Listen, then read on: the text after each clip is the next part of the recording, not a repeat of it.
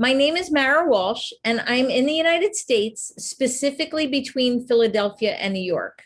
I'm going to share a little bit about myself for those of you who don't know me.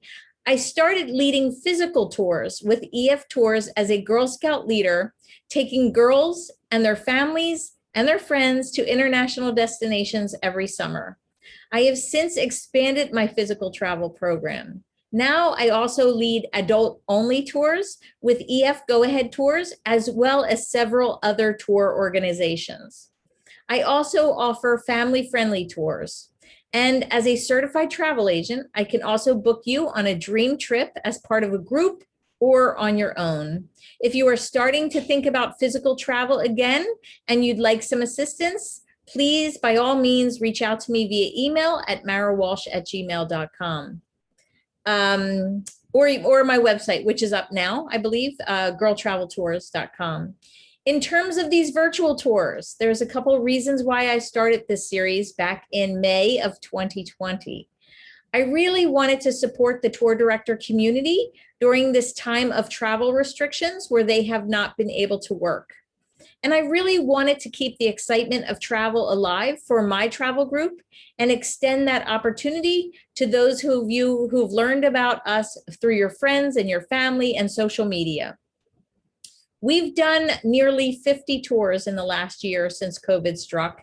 If you'd like to access any of the recordings, they are all available on my website, girltraveltours.com/virtual-tours. There's also a virtual tours drop-down menu on my website that you can access them all through.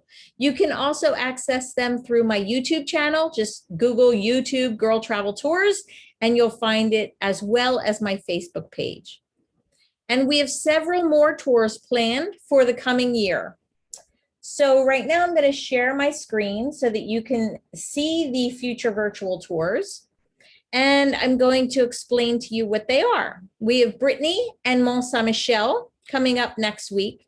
We have Victorian London, Yellowstone National Park, Communism in the Eastern Bloc, Salzburg, a Sound of Music tour, Milan, Mystery in Transylvania, which is paired with Halloween, Northern Spain, and Victoria Falls in Zimbabwe. Check back often as we add new destinations all the time. And as long as you're interested in viewing these virtual tour presentations, we will continue to produce them. I know many of you have found my virtual tours through Facebook, and some of you are on Facebook right now watching the stream of this Zoom event. Thank you for joining us. I do want to give a shout out to the folks on Facebook and a warning that there are still scammers out there taking advantage of legitimate tours and virtual tour experiences. If you did pay to join us today, unfortunately, you joined us through a scammer site. We do not charge for you to access our virtual tours. They are free to attend. It is up to you later on if you choose to tip the tour guide, but you should not have paid to access this virtual tour. So if you did pay, please go and dispute that charge with your credit card or with Facebook directly, whomever you paid. You should not have paid to access this tour. Okay, you can always safely access my events and my virtual tours through my website. So if you're a little bit nervous about accessing them through Facebook, just go to girltraveltours.com and you can see the full lineup there. And you can click through to any of the Zoom registrations and you can register for free. Before we get going, I wanted to share a few ways for you to interact with us during this event. You can use the Q&A on the Zoom toolbar to leave a question for the tour guide. She will answer as many questions as we can after the tour presentation. You can also chat with me using the chat feature during the tour, and I will do my best to respond to most everybody who sends in something. I always like to start our tours with an interactive poll, and I'm going to launch the poll right now. This just gives us an understanding of your connection to Argentina's Patagonia region. So the question is, what's your connection? I've been and I love it. I have a trip booked. I plan to go in the future.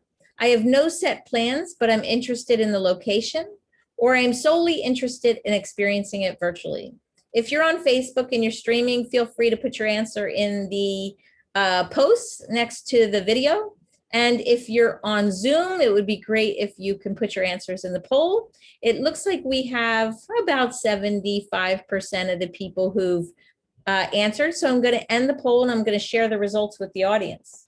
So as you see, most people, more than 50%, have no set plans, but just interested in the location. There is a few, 8%, who've been and loved it. I know that my friend Laura, who's from Argentina and about to present this region to us, will change most of our minds. And we will be going from, I'm just interested in the location, to I have a trip booked or I plan to go in the future, because that's the kind of person she is. She has a lot of passion for her country, and it's infectious. So I'm going to stop sharing that poll right now. Today's tour, the virtual tour presentation, is scheduled for 90 minutes plus the Q&A. So if you want to get a snack or a drink ready in hand for the next hour and a half or so, please do so. A tour would not be complete without a fantastic tour director. For those unfamiliar with group travel, a tour director is like a personal travel concierge who stays with your group from start to finish and shares a world of knowledge, manages all your travel plans, and makes sure your experience is full of education, it's stressless, and it's easy to navigate. These are by far the most important people in the group.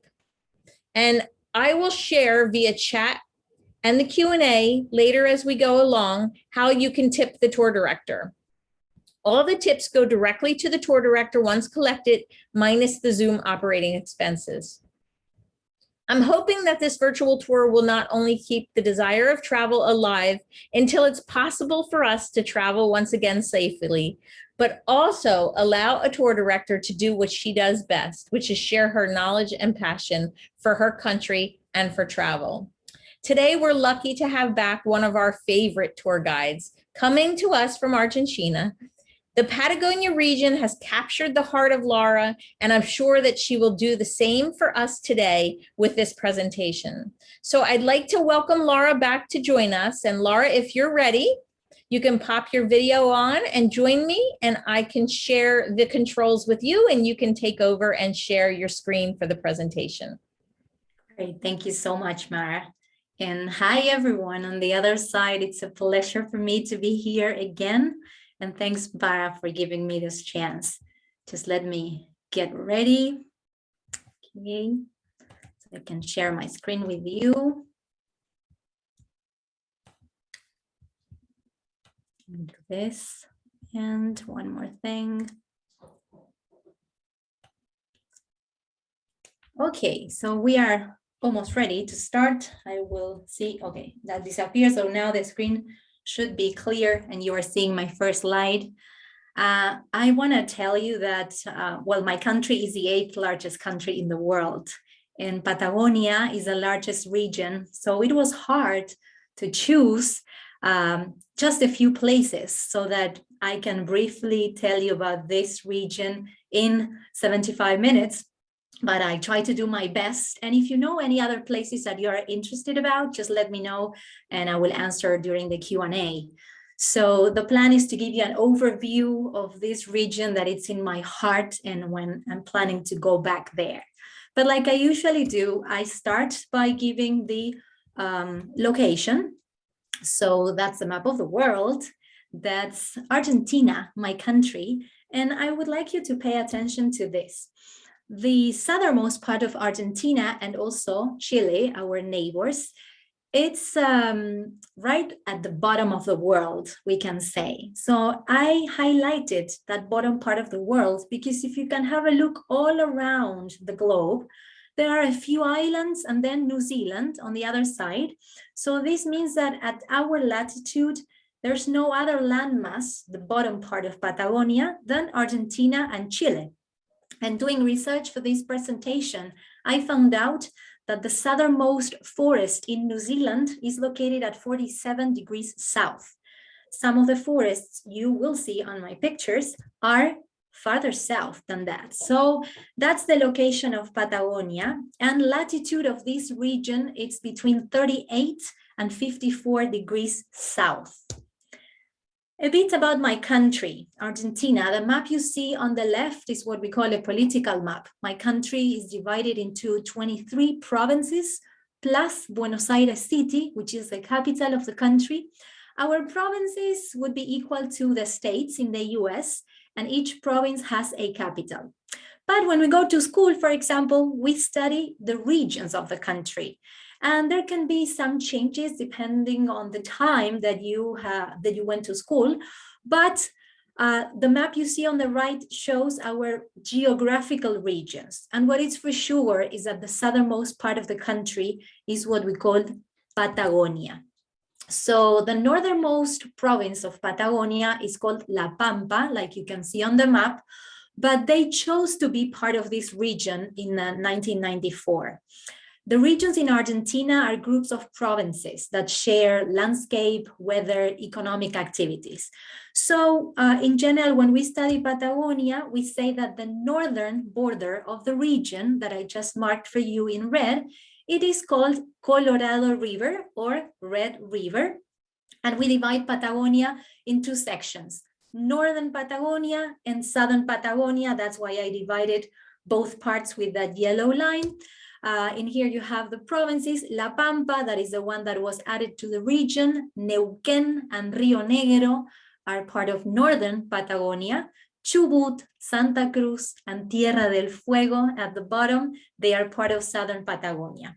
If we just consider this area we see on the map without counting the part of Antarctica that Argentina claims, or some of the other islands that are part of the country, the surface would be of about 930,000 square kilometers.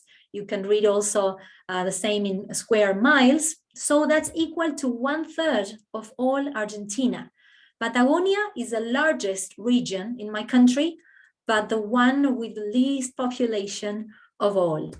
I did my maths and I found out, for example, to compare with the US, that this surface of Patagonia is equal to California, Nevada, and Utah states together, just to give you an idea about sizes.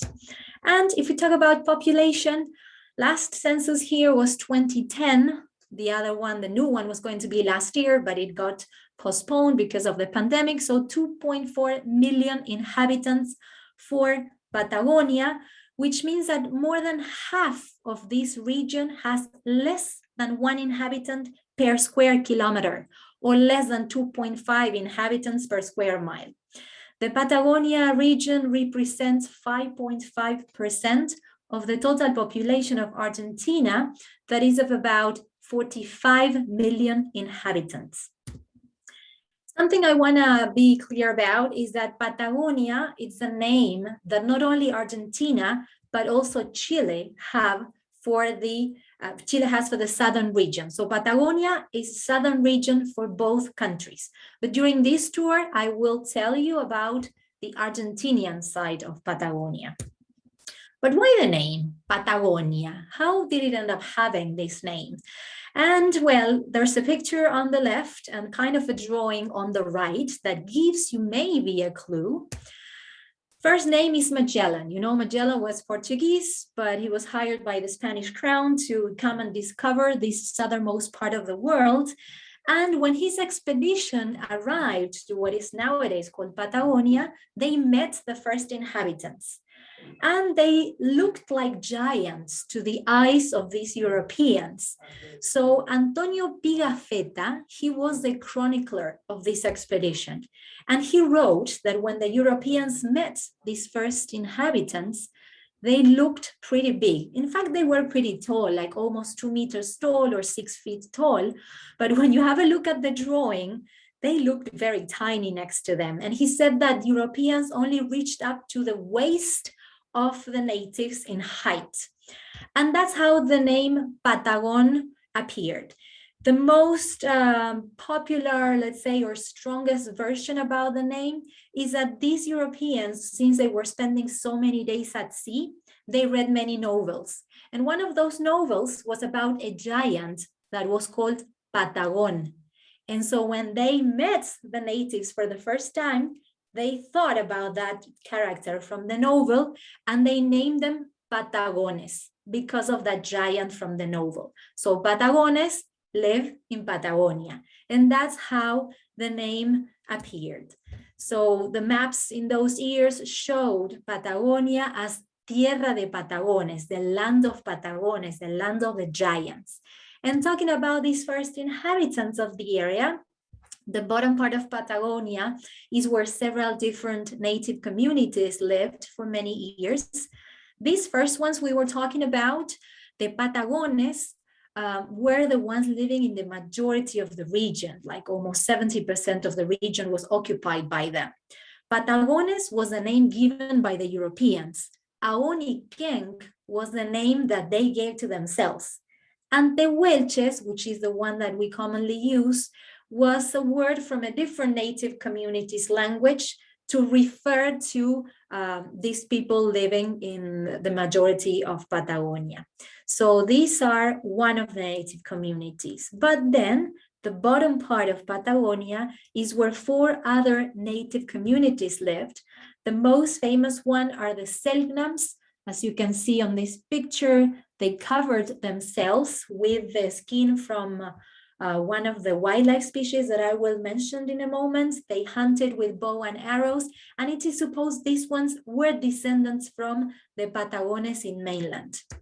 And the canoers were the Shamanas, one of them, the groups. They spent their days at sea hunting sea lions, and they lived mostly naked.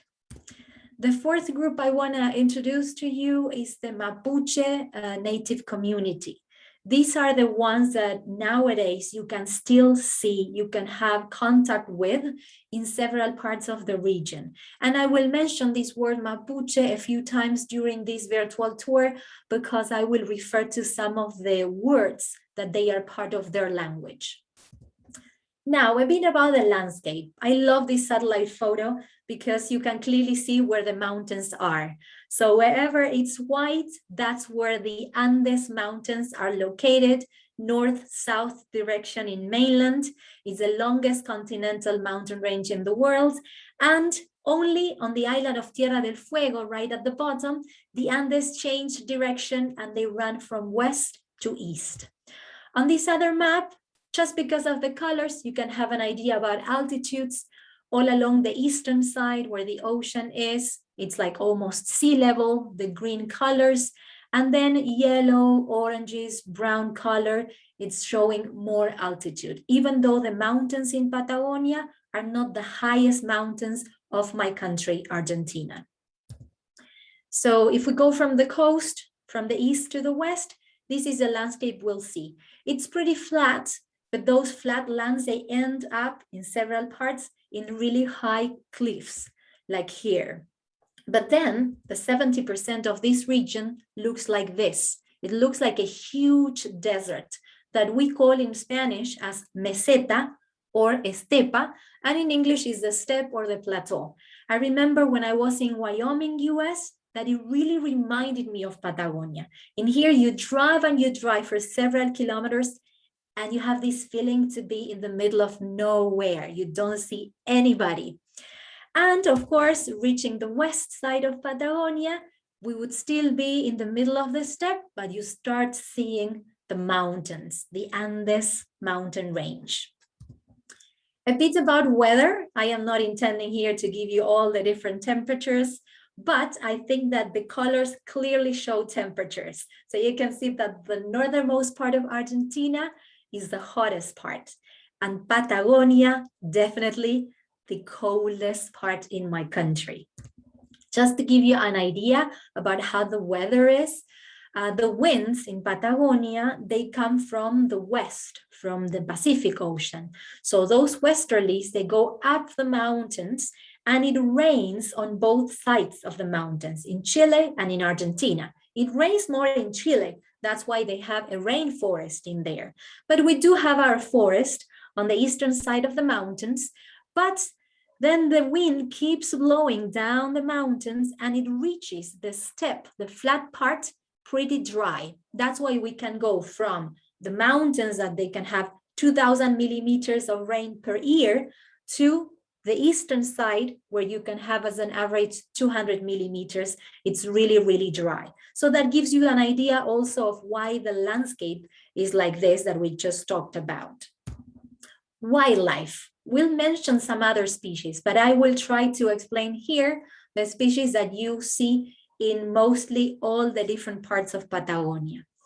These guys you see here, which I love, they are cute, are called guanacos.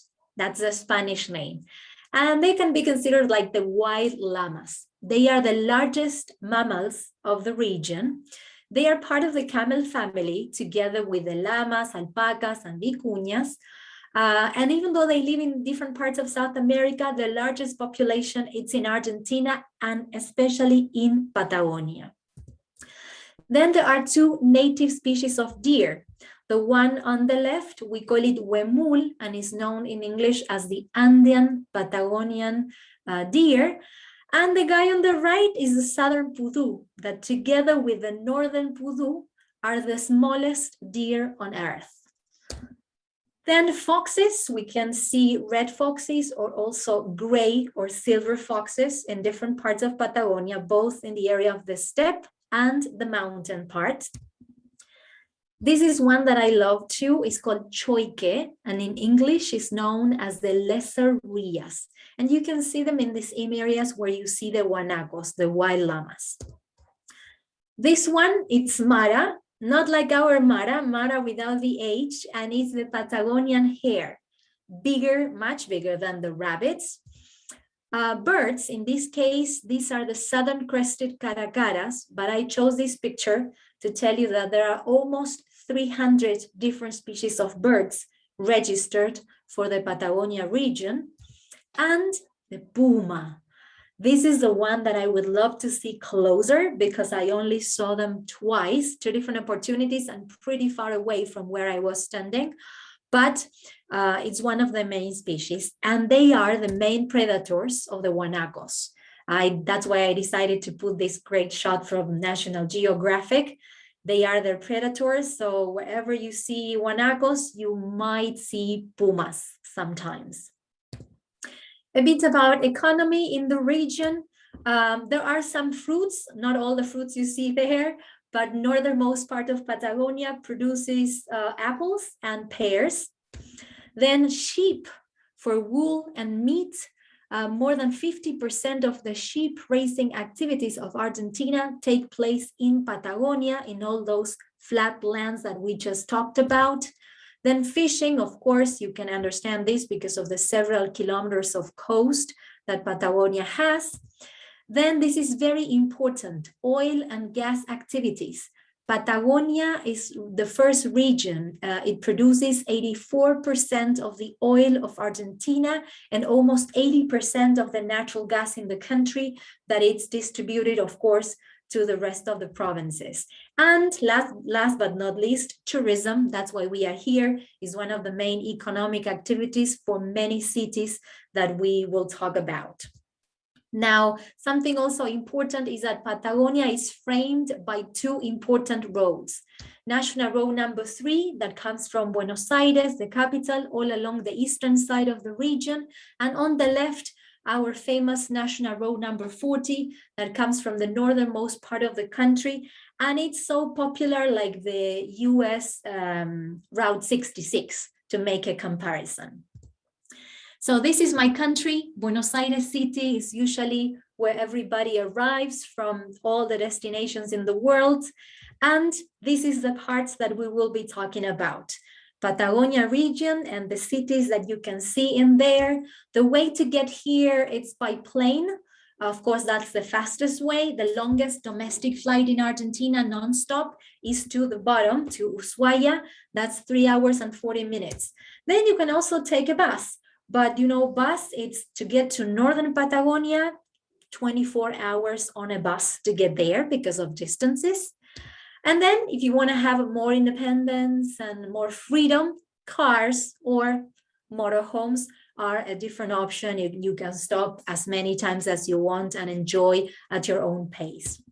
So these are the must visit places of Argentinian Patagonia that I will share with you right now. We are starting with the northern part of the region. This is San Carlos de Bariloche. We commonly call it just Bariloche. You can see the location on the map.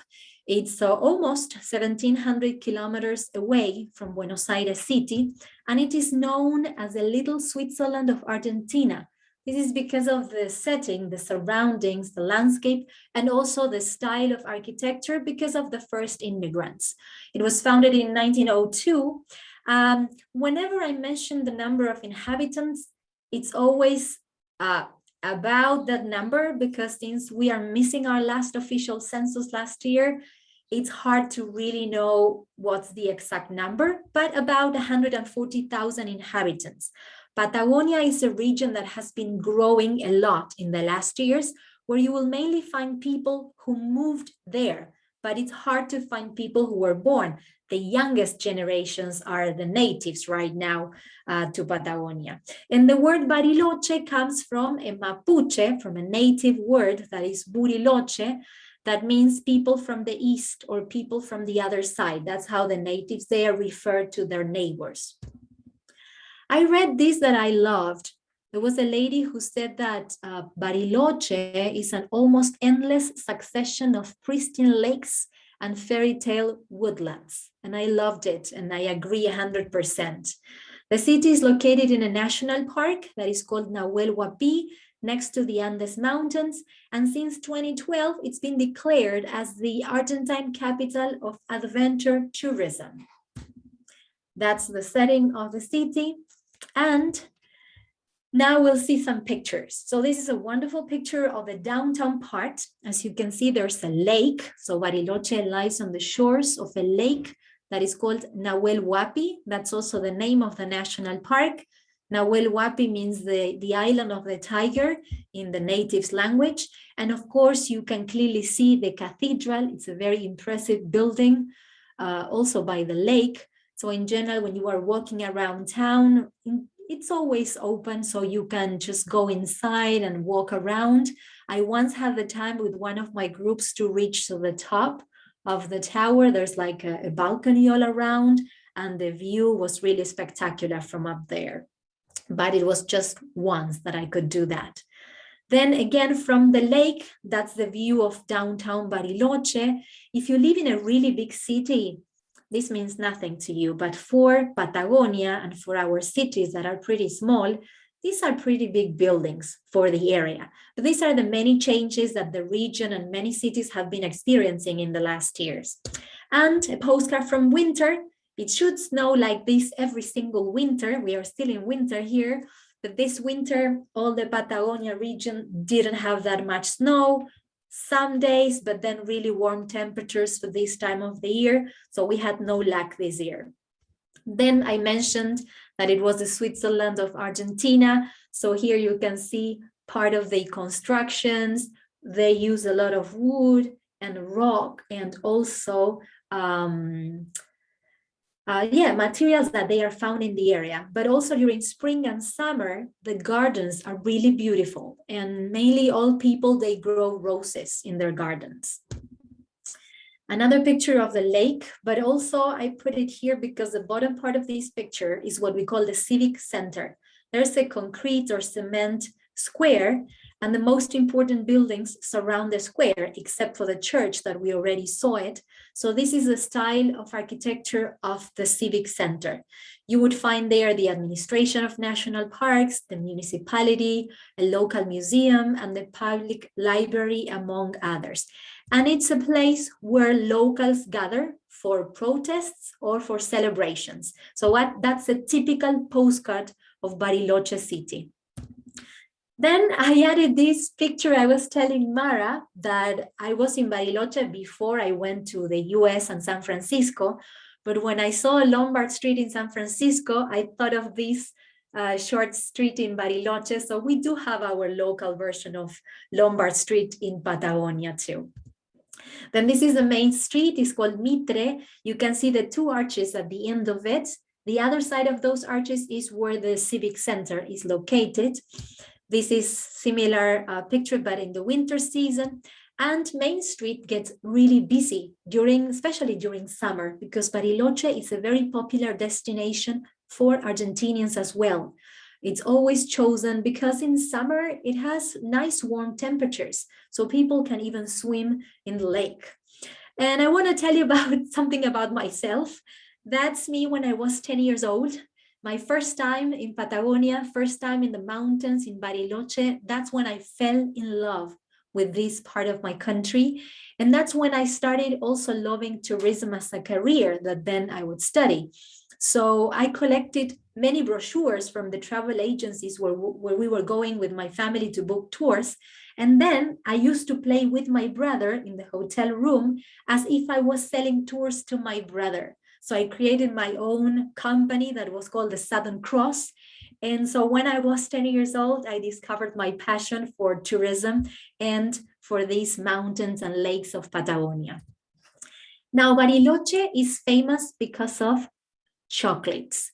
The immigrants, since the early 1900s that they came from Europe, many of them brought the chocolate tradition with them.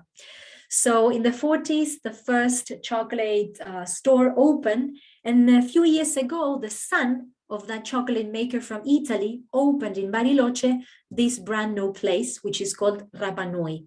One of my favorite products that they sell are that they are called franui. It's raspberries covered with white chocolate and then milk or dark chocolate. I just love them, and they became so popular that they are sold in many different parts of Argentina. But they also have an ice cream store in there, so I always take my travelers to get an ice cream in there, and of course I also get mine. We love ice cream in Argentina, so there's always a good reason to have one. Some other famous chocolate stores in town, Mamushka and Abuela Goye. The Goyes are one of the traditional families. And again, one of my favorite kind of chocolates is the photo you see on the bottom right. We call that chocolate en rama. Rama is branch, like the branch of a tree. And it's because that chocolate resembles the bark of the trees. I understand it was invented in Argentina, but I don't really know. I just read that Cadbury, the chocolate brand, they have a similar product. But I haven't seen that in many places, so it's one of my favorites. Bariloche, since 2015, became the Argentine capital of chocolate. And that picture was taken in the middle of the civic center because around Easter's every year is where the festival of chocolate is celebrated.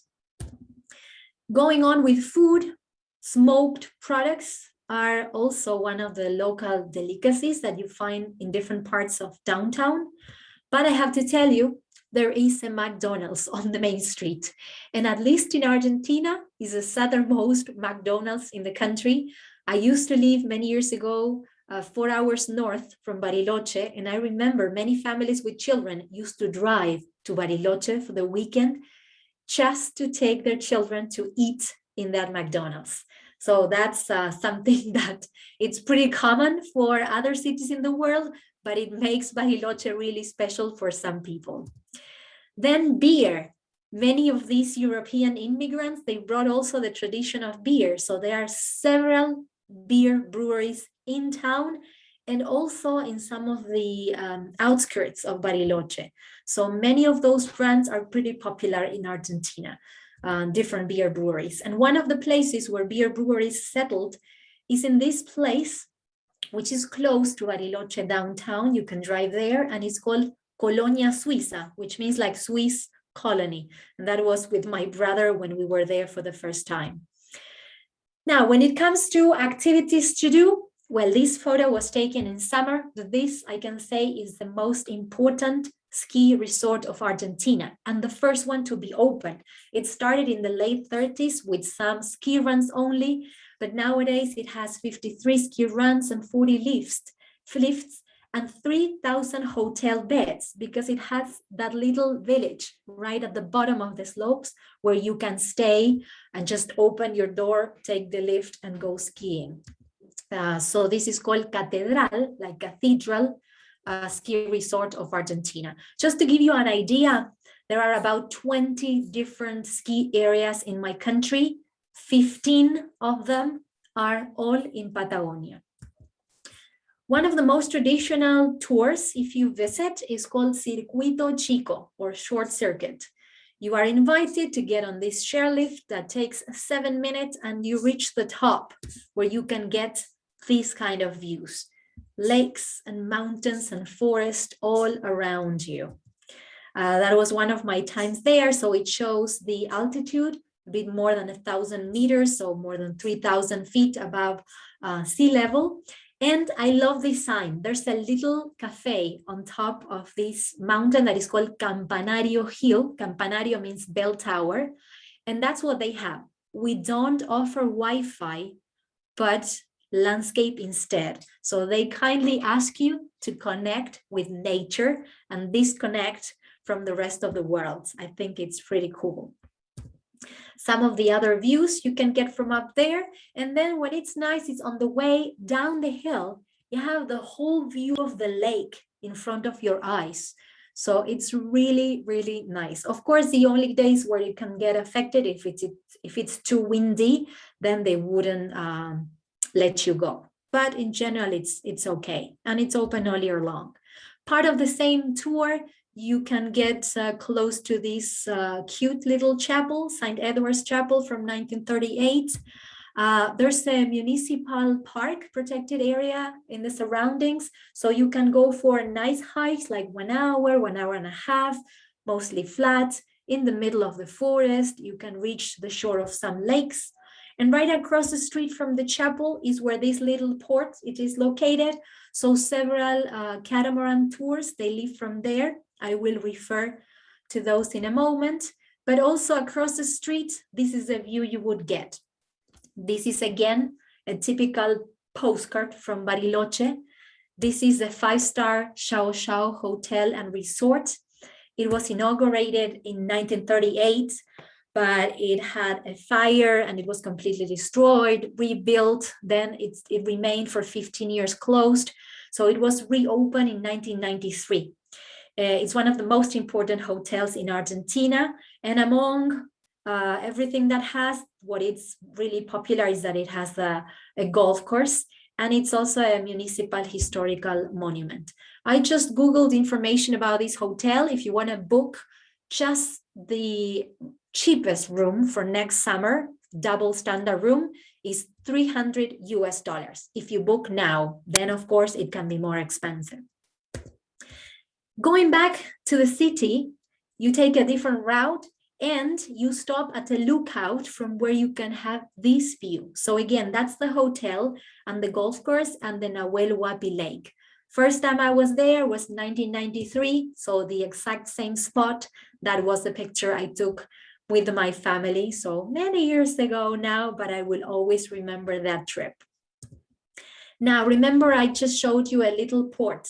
You can get there to get on one of these boats or some catamarans to visit Victoria Island and the Arrayanes forest. Arrayanes are myrtle trees. They are quite unique. So the Victoria Island is the largest in the middle of this Nahuel Huapi Lake. It's a pretty cool place. There are several trails, some really old trees. There's even a hotel where you can stay overnight, a restaurant, but only 1/3 of the island is open to public. The rest, it's like more protected, let's say. And from there, you can connect and get to a peninsula on the lake where you can be in the middle of the myrtle tree forest. They have this orange cinnamon-like bark tree, and when you touch them, they are very cold. They have this system of boardwalks where you can walk all around. This is another national park. It's called the Arrayanes, the Myrtle Tree National Park. And you can also access this area on foot or by bike from a different town that it's an hour away from Bariloche. A different tour is to get to the top of Cerro Otto, Otto's Hill. They have these 42 gondolas for 4 people each to enjoy the views from the top of the mountain, where this construction is that it's a revolving restaurant or cafeteria. So this is how it looks like from inside. The central part is fixed, and what takes you all around is where the tables are. So you can get, it moves very, very slowly, but you can get a 360 degrees view of the surroundings like this. You can go out to balconies to just enjoy the views from the top, but also there are several hiking trails from that lookout and restaurant all the way down the hill. So you can walk in the middle of the forest, get to enjoy views all along the way. So that's a pretty cool experience to do. Then some other activities in the area are horseback riding activities, floating. This was a floating, but they also offer rafting activities and also fly fishing. Fly fishing is very important in all Patagonia, pretty expensive in some places, but the fans of this sport, they have a place in Patagonia where to go. Several places, I should say. And one of the other traditional tours is called the Seven Lakes Road. So you go from Bariloche, which is in the bottom, to Villa Langostura, and from Villa Langostura city, that's where the Seven Lakes are. And then you connect with another place, San Martín de los Andes. That's where I lived in 2004. So the scenery, it's great all along the way. You can stay overnight or you can just do it as a full day tour. Something I want to mention is about this man, Francisco Moreno. He was an Argentine expert in boundaries, and he worked hard for over 20 years and mediated in all the border problems or disputes between Argentina and Chile. When he explored the region of Bariloche, he said that that area hosted the most interesting reunion of natural wonders I have ever seen in Patagonia. Because of that hard job that he did, he was given lands as an award, but he said, I don't want these lands. I want to donate this land for the creation of the first national park in Argentina.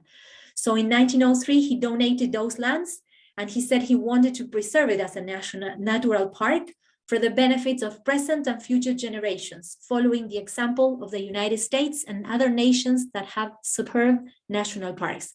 That's how Argentina became the 5th country in the world after US, Australia, Canada, and New Zealand having national parks. And every year, November 6th, we commemorate the National Parks Day, thanks to Francisco Moreno. When he died, he was buried in Buenos Aires, but then together with his wife, they were buried in one of the islands in the middle of the lake, we just saw, part of this National Park Nahuel Huapi, that thanks to him, it was created. So he's the father of our national parks. Before we move to a different city, I asked some of my friends who live in Patagonia to share with you their experiences in the area. Hi everyone. My name is Jorgelina Guido. First of all, I apologize for my English. I try to do my best, but well, I'm currently living here in Bariloche city. Look, the mountains, the lakes, so amazing. I love this city. I came here for the first time in 2013 to a Raptor conference. And I came with the idea of staying a few days like a holidays after the conference was over. However, my holidays turned into fieldwork base. And I was working with vultures. I was tagging vultures, specifically Andean condor with GPS devices to follow their movements. That work, this city, the landscape, it was impossible for me not to fall in love with this city. So at the moment I have to take a decision, and I took the most risky decision for me, and I quit to the PhD what I was doing in Mar del Plata in Buenos Aires province, and I came here to study about a new animal and to study about a new system, and so I study a lot to be able to get a new grant and realize my PhD. Luckily for me, last year I became in Dr. Guido, and I don't know, that decision changed my life. It's one of the best things I ever do. This place is so amazing.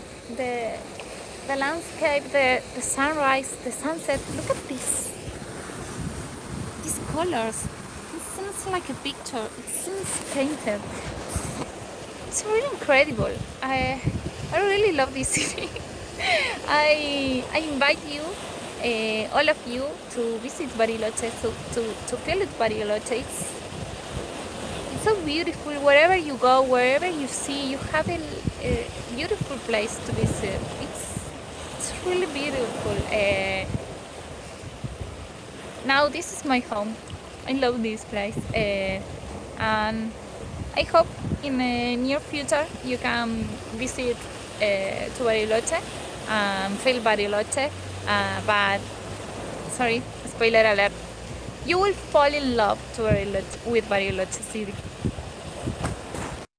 So she's my best friend's sister, and she, as you can tell, she's very happy to be living here. And now you're all invited. So you're more than welcome whenever you want to come. So now we leave the mountains in the west and we go all across Patagonia to the east to Puerto Madryn. It is located almost 1,400 kilometers away from Buenos Aires city. It's part of Chubut province, which is marked in red. It's a port city with a major deep water port, and the main incomes in the area are boosted by aluminum production, fishing activity, and tourism as well. This, not only Puerto Madryn, but also the province of Chubut, are famous because it's where the Welsh settlements are. 150 Welsh people arrived in 1865 and founded Puerto Madryn city and many others in the same province. But they named this city after Love Jones Parry, who was the Baron of Madryn in the country of Wales. It is a wildlife sanctuary area. Now you will discover why. It's Argentina's national city of diving, and it has approximately 120,000 inhabitants. This is one of the ways to enter. As you can see, the landscape already changed, is a flat steppe, but then you can already see the blue, the deep blue ocean. This photo gives you a clue about what I said about wildlife sanctuary. And this is a cool picture from the air. You can see the ocean, the size of the city, the port with a big cruise ship. And that's because between November and March, there are about 60 different cruise ships that visit Puerto Madryn when they come around South America. And the bottom part of the picture where you see the trees, right under that part is where you can see these natural caves. And next to these ones are the other ones that are protected with these railings. That's the place. In those caves, these Welsh settlers lived for about a month and a half until they settled in town. When you visit the city and you go all around, this is also on top of those caves, the monument to the Tehuelche or Patagones natives. But there's another important monument in town to the Welsh woman as a representative to all these Welsh who came and settled down in Chubut province in Patagonia. Puerto Madryn is one of the few popular beaches in Patagonia because the temperatures in summer can reach up to 35 degrees Celsius or 95 Fahrenheit. Sometimes with the wind, it can be complicated, but if there isn't any wind, as you can see, it can get very crowded. It's a cool place to go. And I mentioned that it's a diving capital. So for the ones who want to try this activity for the first time, or for the ones who want to go for more, there are several different options and many different companies that organize these kind of activities. But just 19 kilometers or 12 miles away from the city is where we can find El Doradillo Beach. We don't go there for sunbathing. There's a different reason. It's a natural protected area, and between June and October is where you can see whales directly from the coast. You can just stay there for as long as you want, and the whales are there right in front of your eyes. It's a very quiet area where the whales go with their babies because it's pretty safe and warm. So you can just get a taxi and reach this place pretty close to the city of Puerto Madryn. But the wildlife sanctuary is here, Valdes Peninsula. You can see the location of Puerto Madryn on the left side of the map, and then clearly the shape of the peninsula that became in 1999 a World Natural Heritage Site. There are different parts of the peninsula when you go on a tour, but it is a long, full day. The majority of the road is gravel road. So round trip is 380 kilometers or 236 miles.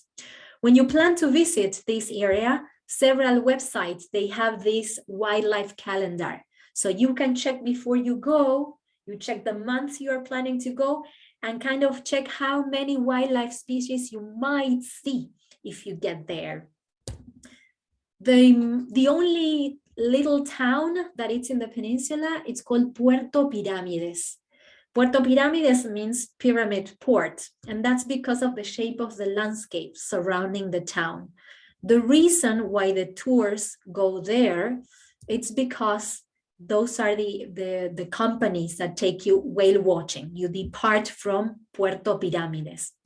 The whales that arrived here between the end of May and December are the southern right whales. It was declared as the natural monument in 1984. The name of right whale, it's because during the years when this animal was hunted, it was the right whale to be hunted because they get pretty close. They move very slowly, and when you hunt them, they float in the water, so it's easy to get them. Then you can see on this picture those callosities or calluses, like on top of the head or around the head. They are like our fingerprints. So all of them are different on each individual, and that's how experts can tell the differences or can identify the different whales in the area. The size of this whale is about the size of a school bus, 14 meters average, 45 feet. And a bit about the reproductive cycle. These whales, they spend almost 1 year pregnant. Then once they give birth, they breastfeed the baby or the calf for 12 months. And some of them, they can take almost 1 more year, like to take a break and rest, and then they get pregnant again. And they choose these waters of the Valdes Peninsula to give birth. So in general, you see them with their babies. First time I was in the area was January, so the whales should not be there anymore, but it was early January, so we were told, well, maybe if you go, there are still some whale watching tours being organized. We just saw these 2 whales, the mother, I don't know if you can see it, it's the darker one behind, but we could see this baby that is one of the few that is white. So we saw this white calf. That was my first time in contact with whales, and I will never, ever forget it, of course. Just a few of them, I think I read that less than 5% of them, they are born with this white color, and then throughout the years, they get darker. That the whale's tail or fluke is like the picture that everybody wants to take. And this is how close they get to the boats. But I will play this video that was sent a few weeks ago by my friend Lucas. There are 6 different companies organizing these activities. As soon as they approach the areas where they might see whales, they have to turn the engines off, and you stay there, and they are the ones approaching. You cannot have 2 boats at the same time in the same place. That's part of their rules you have to follow when you are in the area. And of course, that's the reason why many people go there. The whale watching in Argentina, it's done in Puerto Madryn and this specific town, Puerto Piramides. But also around Valdes Peninsula, you get to see some other species. This is a baby and a female of the South American sea lions. Also, these huge elephant seals, different colonies. That was the time I was in one estancia, one ranch. They have access to the beach, so I could get really close to some of these species of wildlife. But This is how my love story with penguins began. For the ones of you who attended my Antarctica virtual tour, this place is called Punta Tombo and is one of the largest Magellanic penguin colonies. It has about 600,000 penguins. As you can see on the map, you can see the peninsula that I just referred to, then Puerto Madryn. From the city of Puerto Madryn to the south, you drive for about 3 hours and 15 minutes, and you get to Punta Tombo. It's funny because in general, we think of penguins and we connect with cold and ice and Antarctica. But these ones come to this part of Argentina between September and April. So that's our spring and summer. So they kind of sunbathe all along the beach. So there are some trails where you can walk through in the middle of the penguins. You would find these signs because we have to respect their territory. They dig their nests under the ground. They dig a hole under the ground, and that's how they nest. You can see them coming back from the ocean.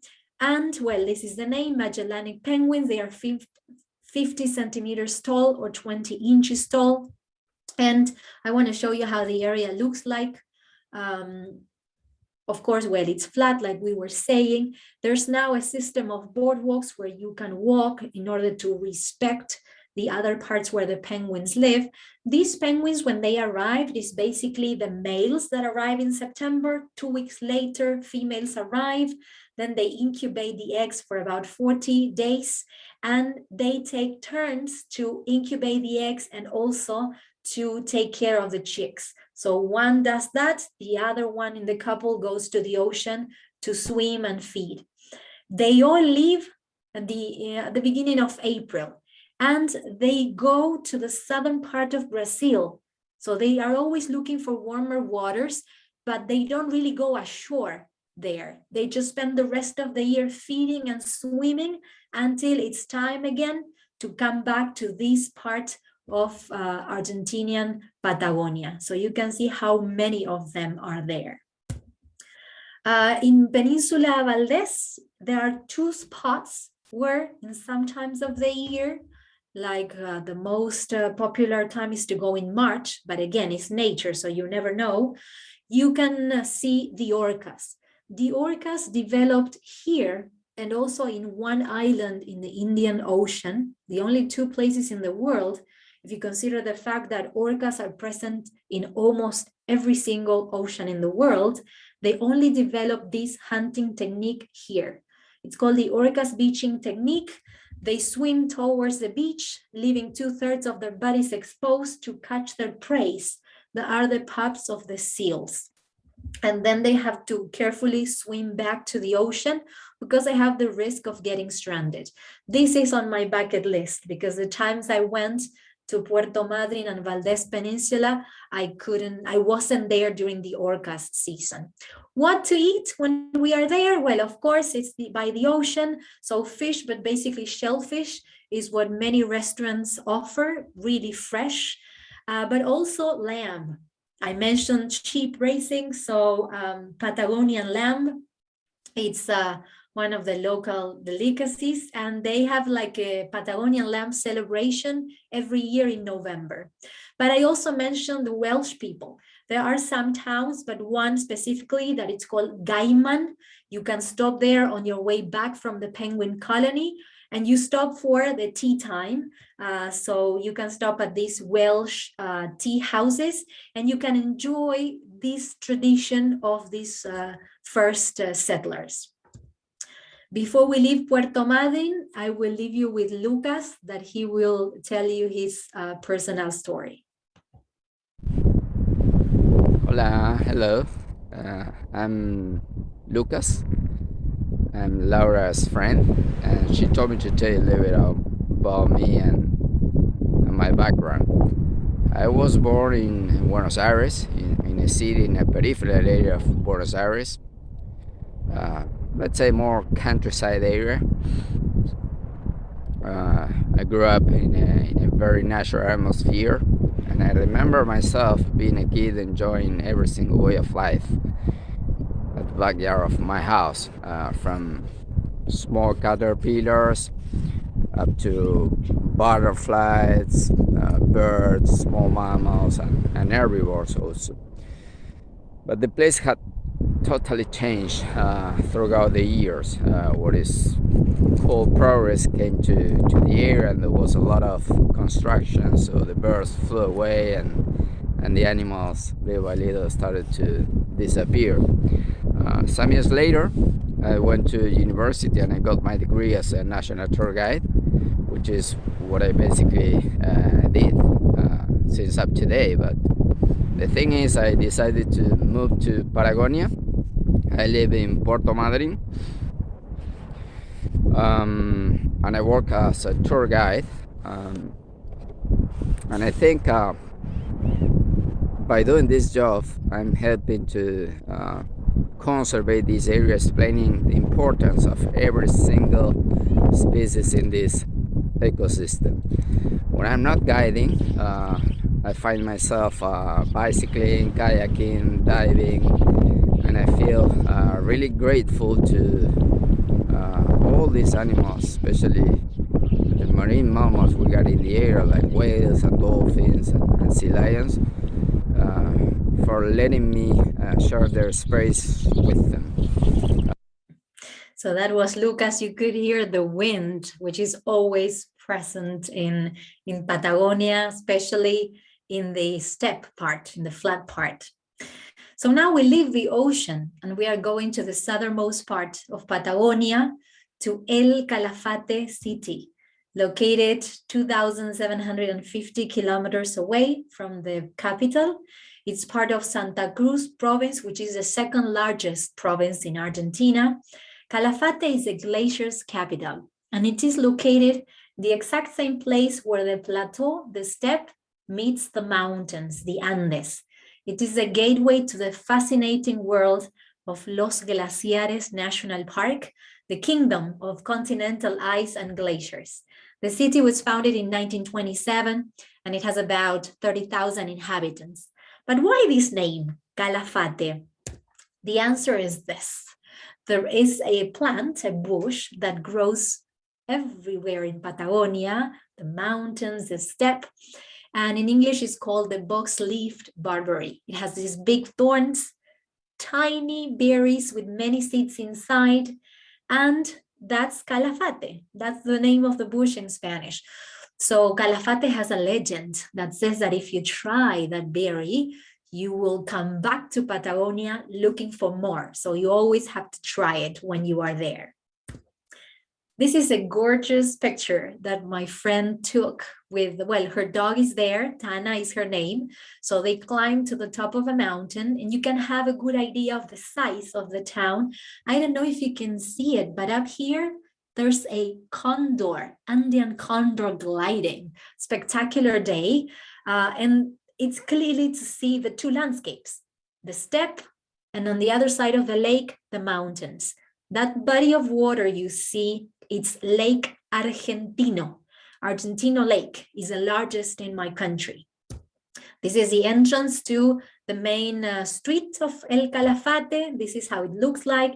It's where you would find all the stores and restaurants and everything you might need during your stay. It's a very safe area, very quiet. There are several places to go if you want to buy a souvenir to take home with you. There are several artisans markets in Patagonia, but this one here in Calafate sells pretty cool stuff to take with you back home.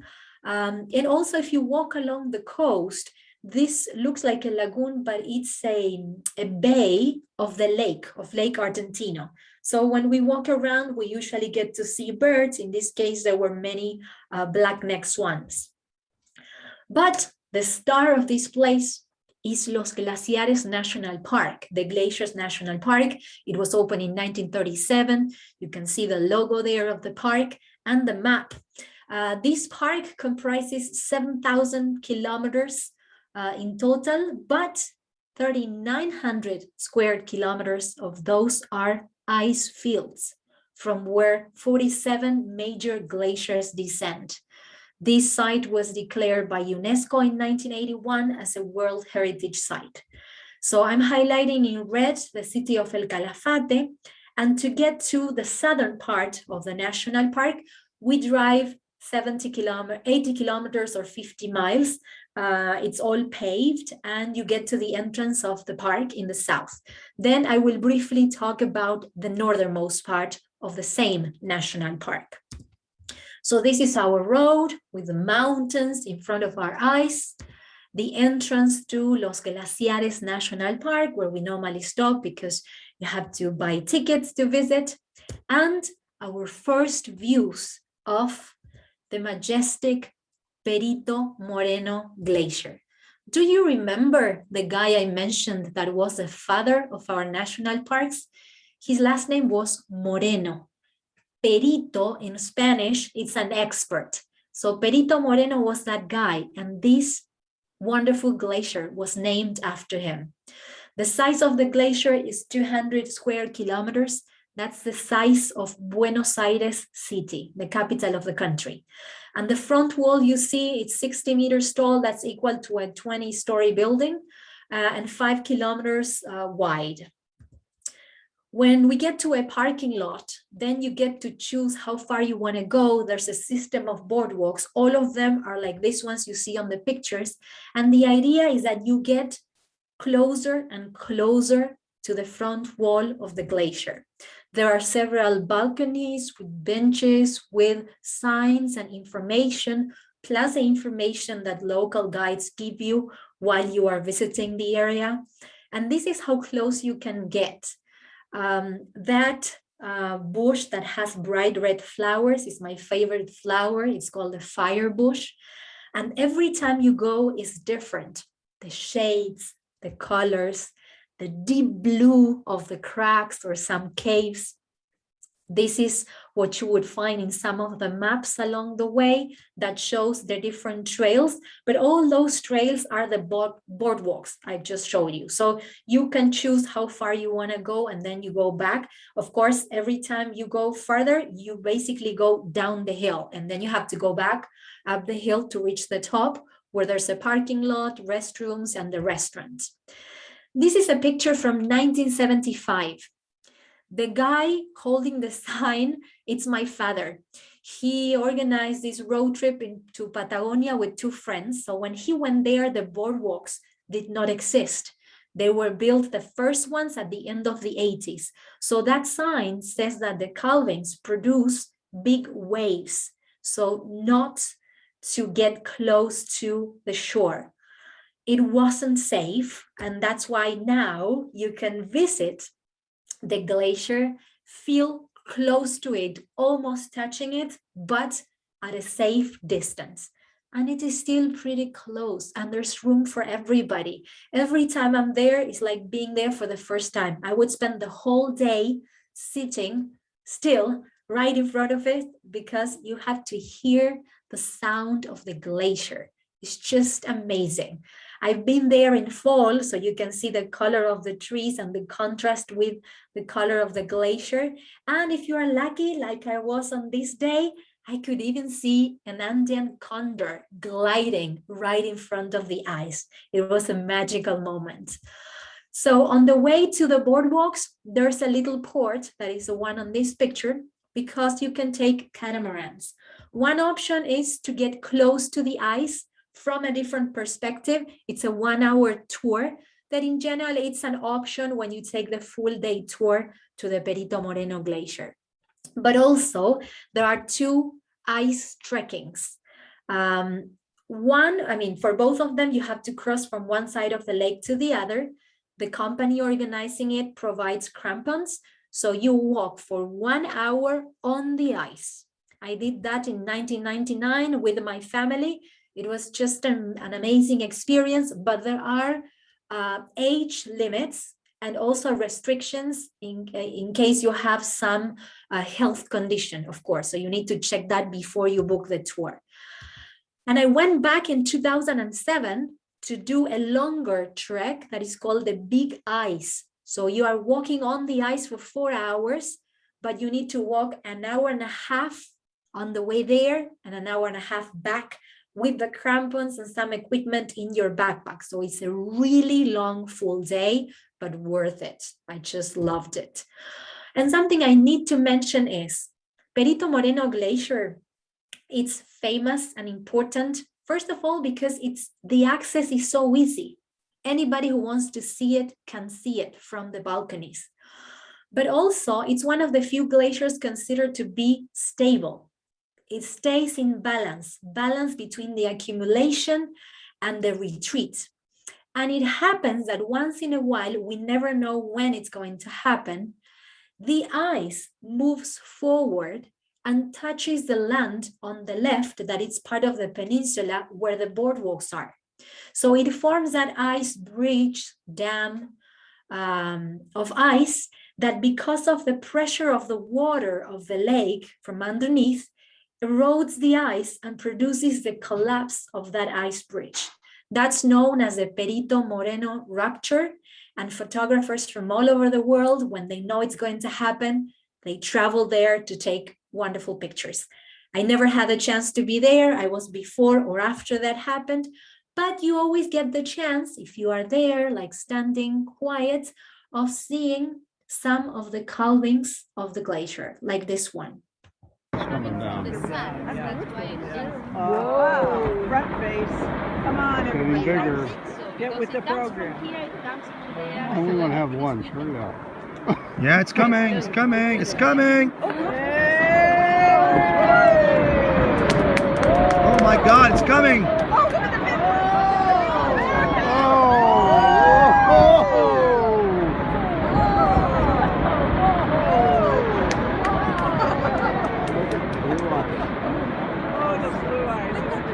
My goodness.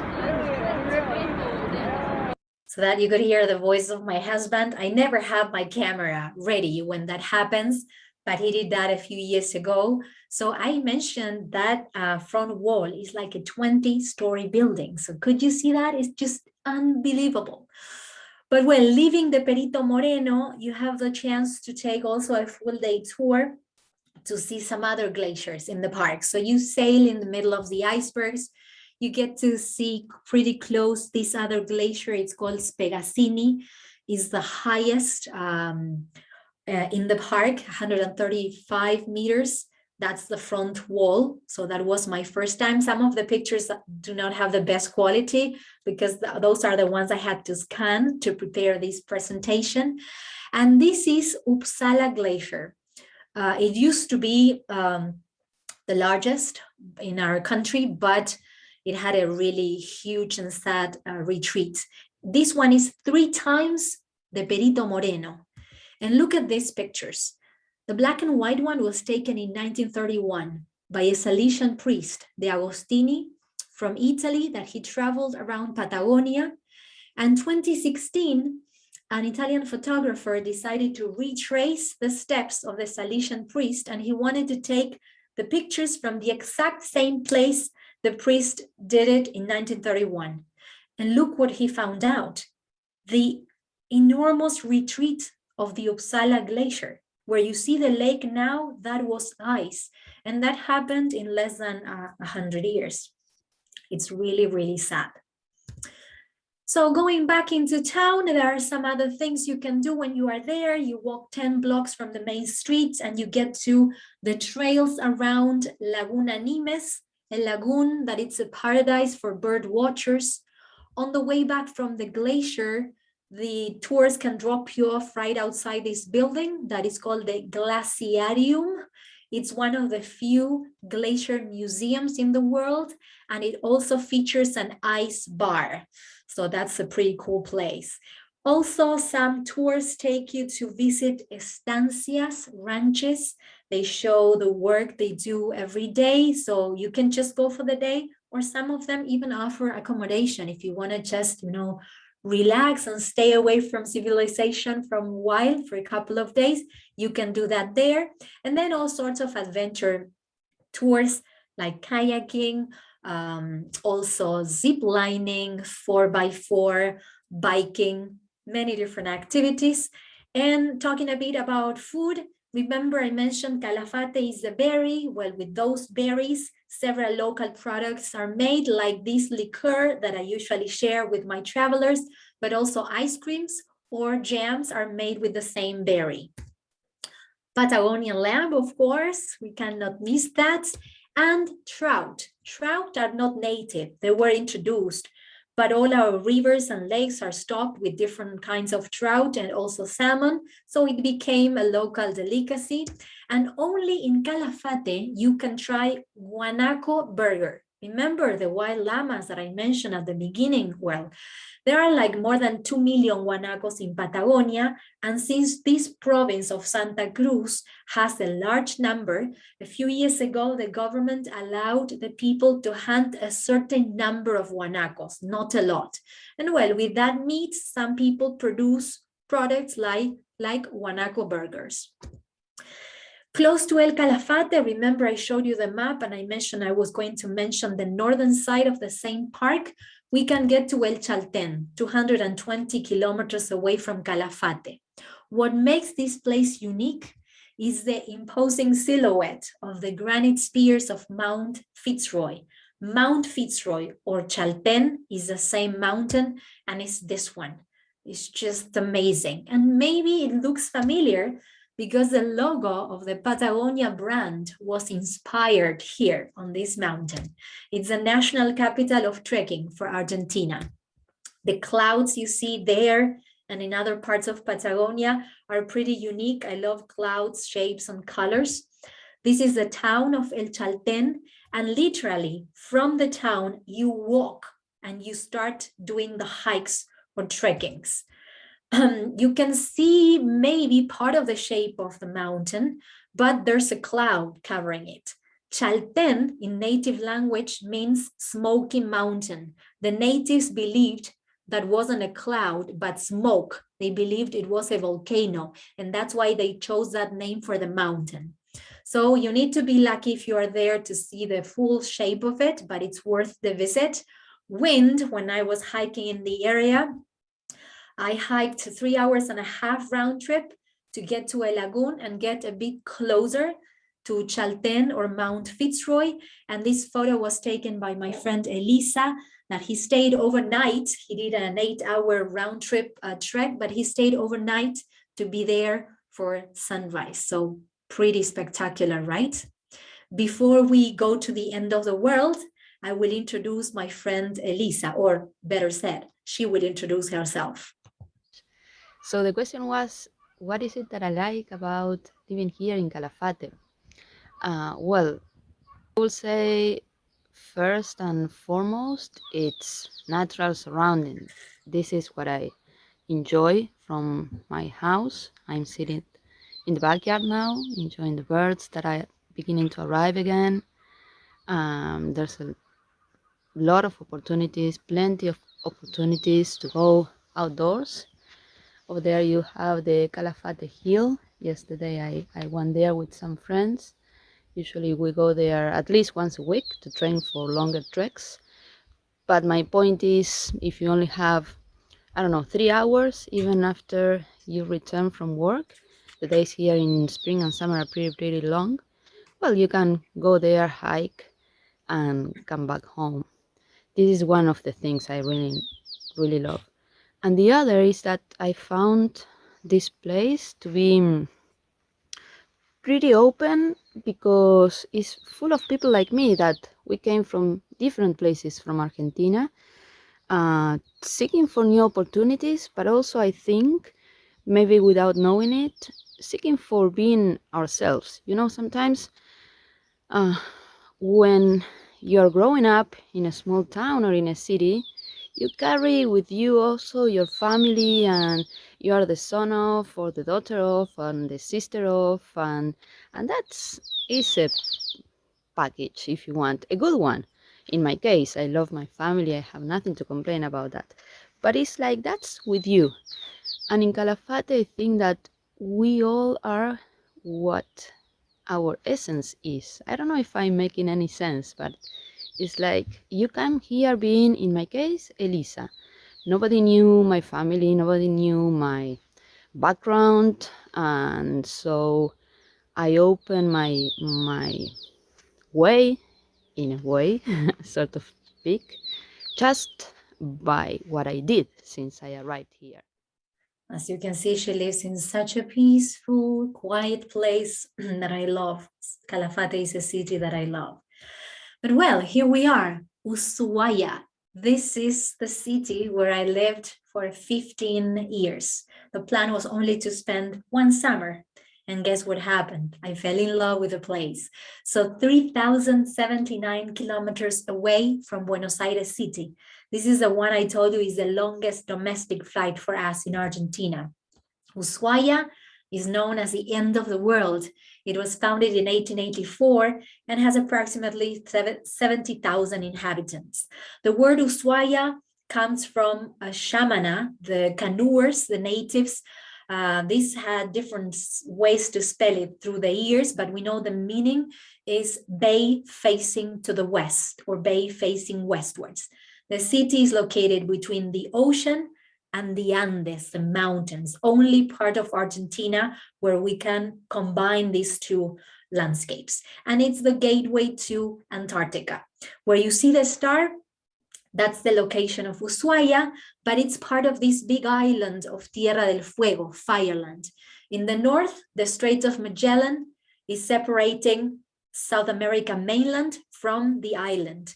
And in the south, it's the Beagle Channel, famous Beagle Channel, and Ushuaia lies on the shores of the Beagle Channel. So this is a typical photo to be taken, the big letters of Ushuaia with the bay in the background. And also right outside the port, there's another sign that says Ushuaia, fin del mundo, end of the world, where people also stop by and take one of the typical pictures. The photo on the upper side, it was Ushuaia in 1930. And then a more actual picture. It really grew, but basically after the 70s. The first 50 years of Ushuaia's life, the first half of the 20th century, there was a prison open. It was like an Alcatraz in South America. Nowadays, that prison, it's a museum, the most important museum in town that you can visit when you go there. So the prisoners were basically working for the town. But in the 70s, the government, as a way to encourage people to move, they've opened several electronic industries, and they were offering excellent salaries for the people to move and live there. So that's how the big process of growing started. This is a picture of the bay and the port and the two most famous mountains of Ushuaia. My favorite is Mount Olivia on the left, and next to it, the 5 brothers or 5 siblings on the right.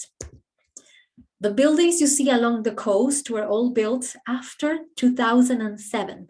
So I saw that big change, that big growth. And the ones you see in the middle of the forest, those are all different hotels, some of them built in the 80s. A postcard from the winter season. I love winter and I love snow as well. This is a photo we took from the air with my dad. We were doing one of the scenic flights. There are small planes and helicopters that can take you for a ride.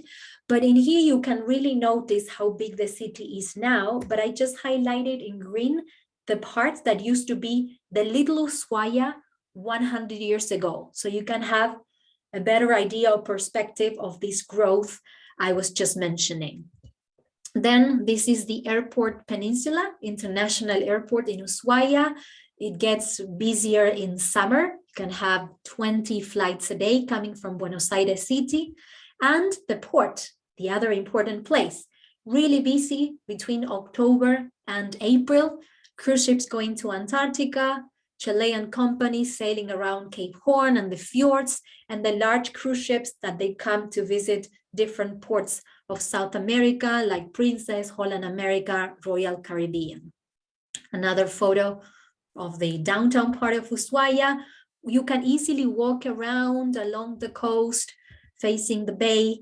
The mountains you see here are in Chile because the Beagle Channel is shared between Argentina and Chile. So you see mountains around you all the time and wherever you go. This is the main street of Ushuaia, very lively, and people always walk around or drive along it.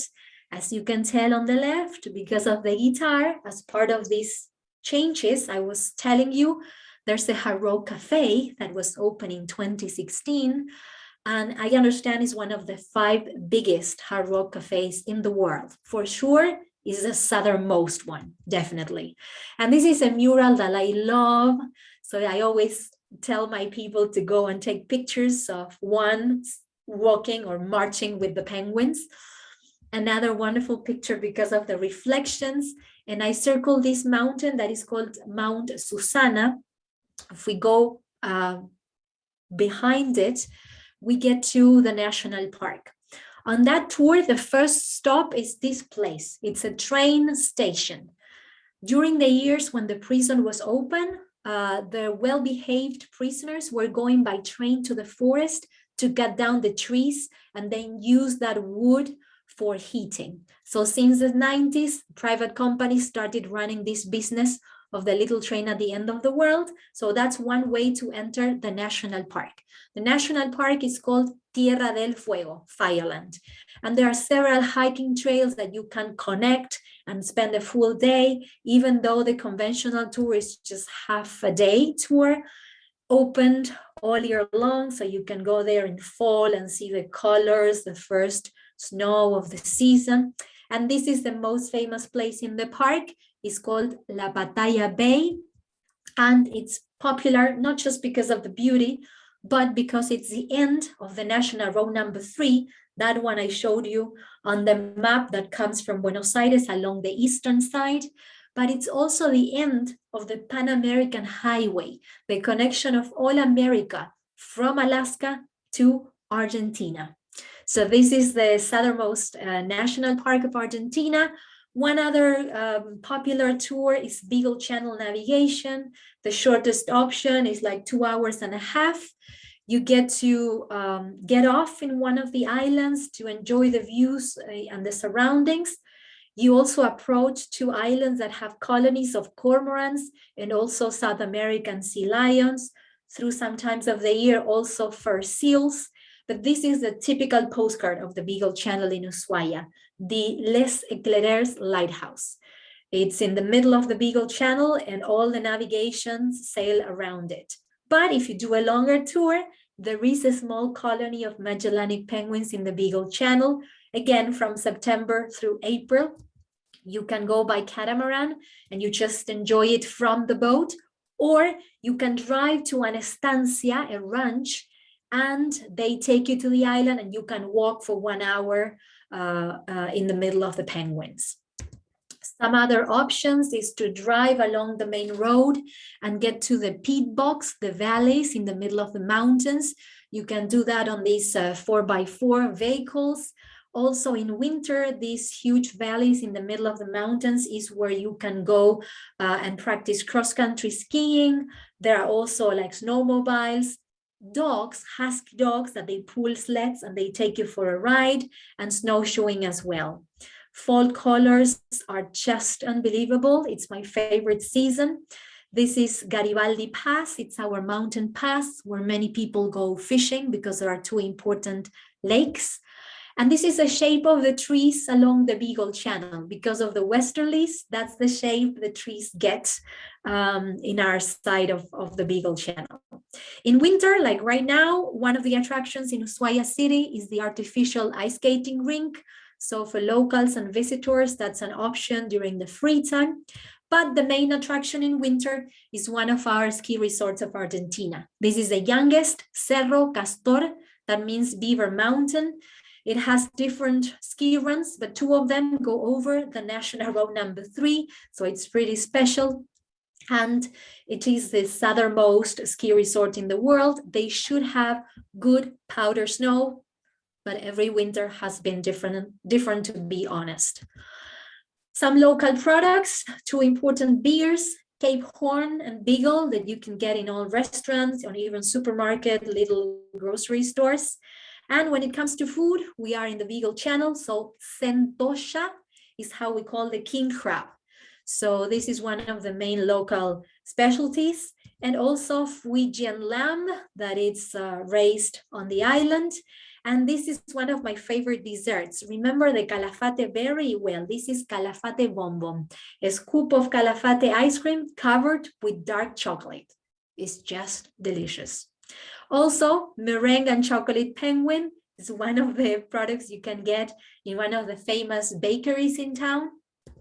And just to finish, if you plan to visit, some advices, we say onion style in Patagonia. We dress in layers. The weather keeps changes, so you always need as an outer layer, a waterproof windbreaker, and also trekking shoes are very important.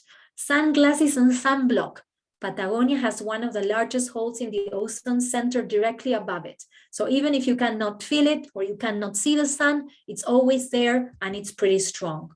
Lots of space in your phone or extra memory cards for your cameras. I know why I'm telling you this. And trekking poles. It's usually a frequently asked question. It depends on where you go or the activities you plan to do, but it's pretty useful to help you keep your balance, and especially because several areas can get pretty windy when you are hiking.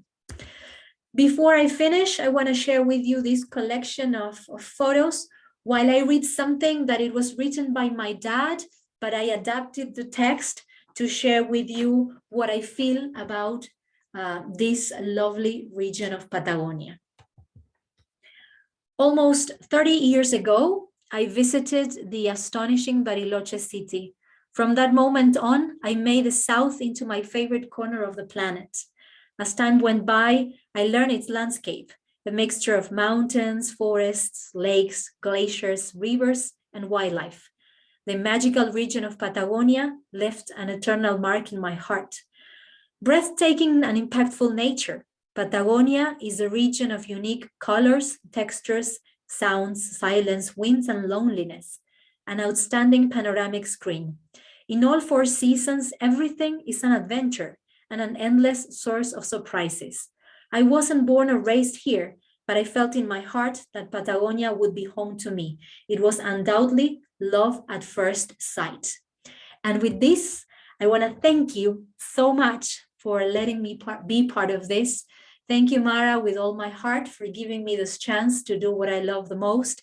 And thanks to all the people on the other side, because without you, this would be impossible.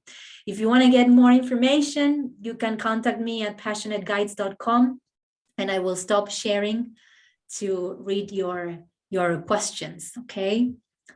Let me do this. All right. Wow. Laura, so now I have to tell you that before or after my trip to Antarctica in 2025, we have to do an extension, and you're going to have to plan it for me for a Patagonia tour, right? We have to do that. Yeah, I would make this entire package and voyage complete, I think. So many people, I told you when we did the poll that so many people would have to change their opinion about Patagonia once you've shared your passion for it. And that's, I mean, honestly, that's the special thing about you, is that you can see the passion and the love that you have for the region come through, and it's infectious. It's amazingly infectious. So I'm on that train now. I need to go to the little train at the end of the world with you, and I need to see these regions. So put it on your calendar, and I'm sure that I will have a group coming with me to do it with you. So we do have some questions. I'm going to let you start to review them as I talk a little bit, but I did put up a slide for those of you who are interested in leaving a tip. There's plenty of ways to do it. Venmo, PayPal. There's a credit card, a secure credit card function on my website. There's a little button at the top right that says leave a tip. So you could do that as well.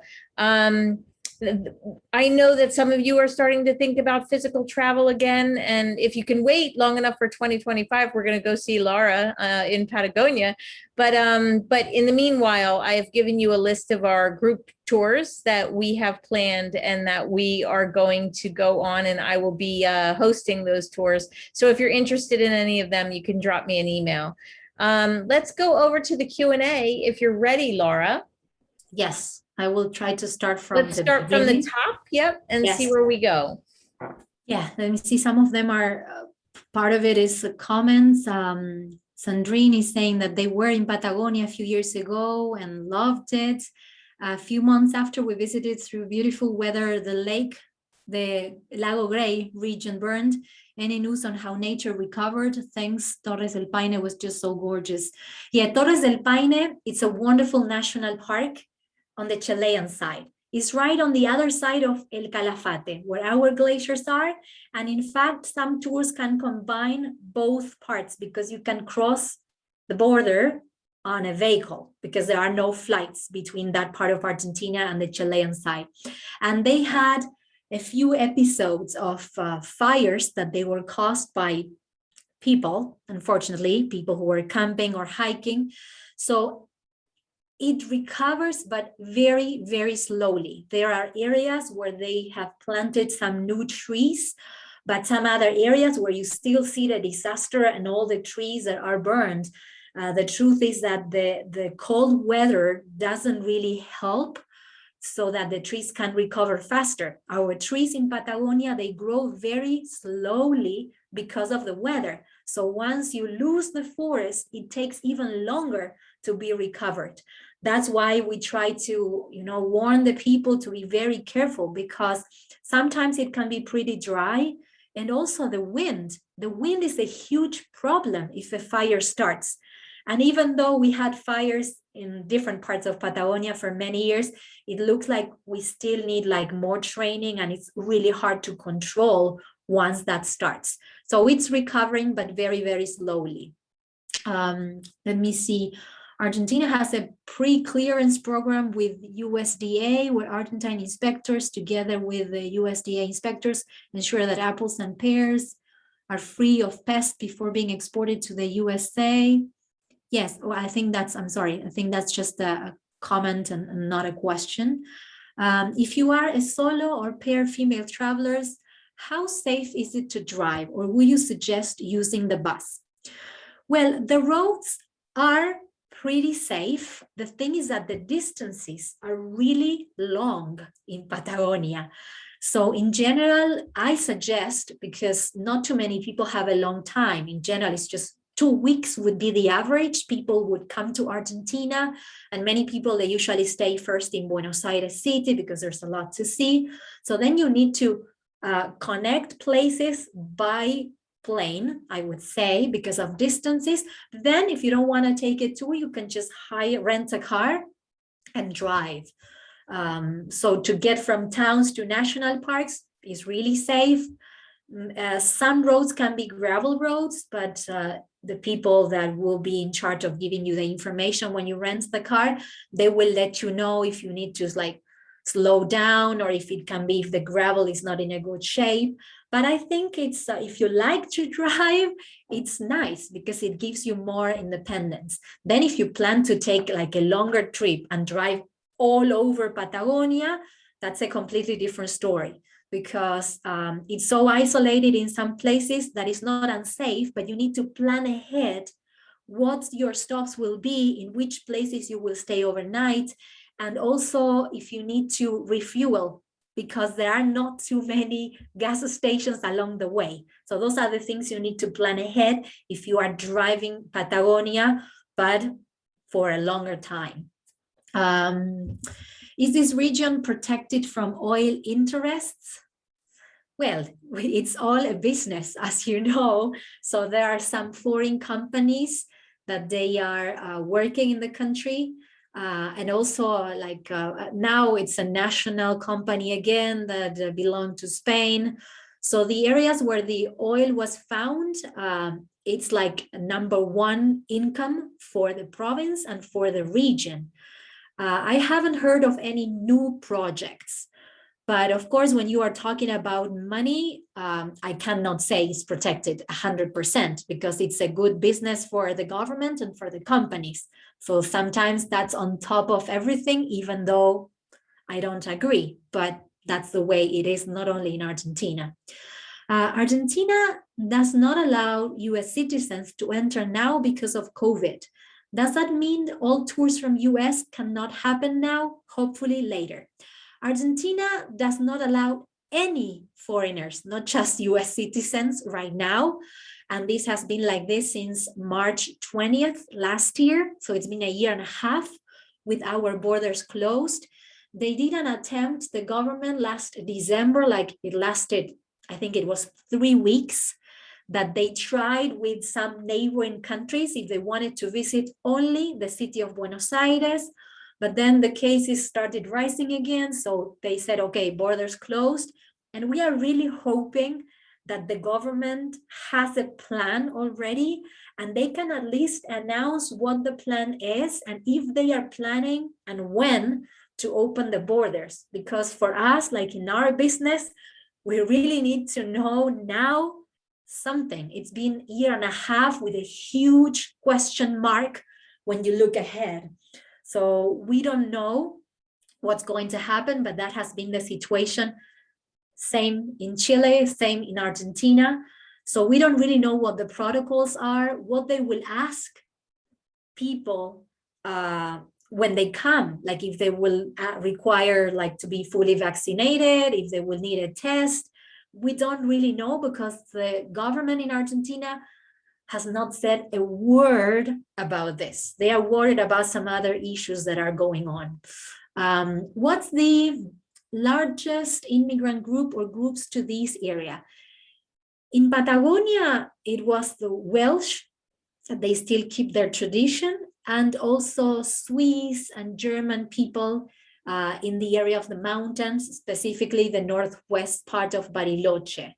But that's just in Patagonia. We don't really have many more, but Patagonia, if we consider it as a region, it has like domestic immigrants, because you go to the towns and you start asking, are you from here? Are you from here? And it's hard. Everybody will tell you, like my friends and myself, like, oh no, I came here this number of years ago because I fell in love with this place. So yeah, immigrants in Patagonia were basically from Europe many years ago. And now many people, they come as tourists and they just fell in love with the place. Like in Ushuaia, there are some French who decided to stay, some Germans, some Spanish people, but not like large communities. Do we have American or French expats colonies? If so, what are the main areas they do enjoy? No, we don't really have like expat colonies. You can have like individuals from France or from US who live in Argentina, but they don't really live in one specific place. And I think that once you are in my country, if you are like a local now, you would enjoy all these places and many more that Argentina has to offer. Did most Europeans come before, during, or after World War II? It's a mix of both. Some of them came before, some others came escaping from the war, and many of them, they didn't know where they were coming. They just jumped on those ships and they said, okay, we are looking for a better future, and off we go. And that happened in Argentina and also in Chile. But in the case of Argentina, well, you know that more than 50% of Argentinians, we come from Italians.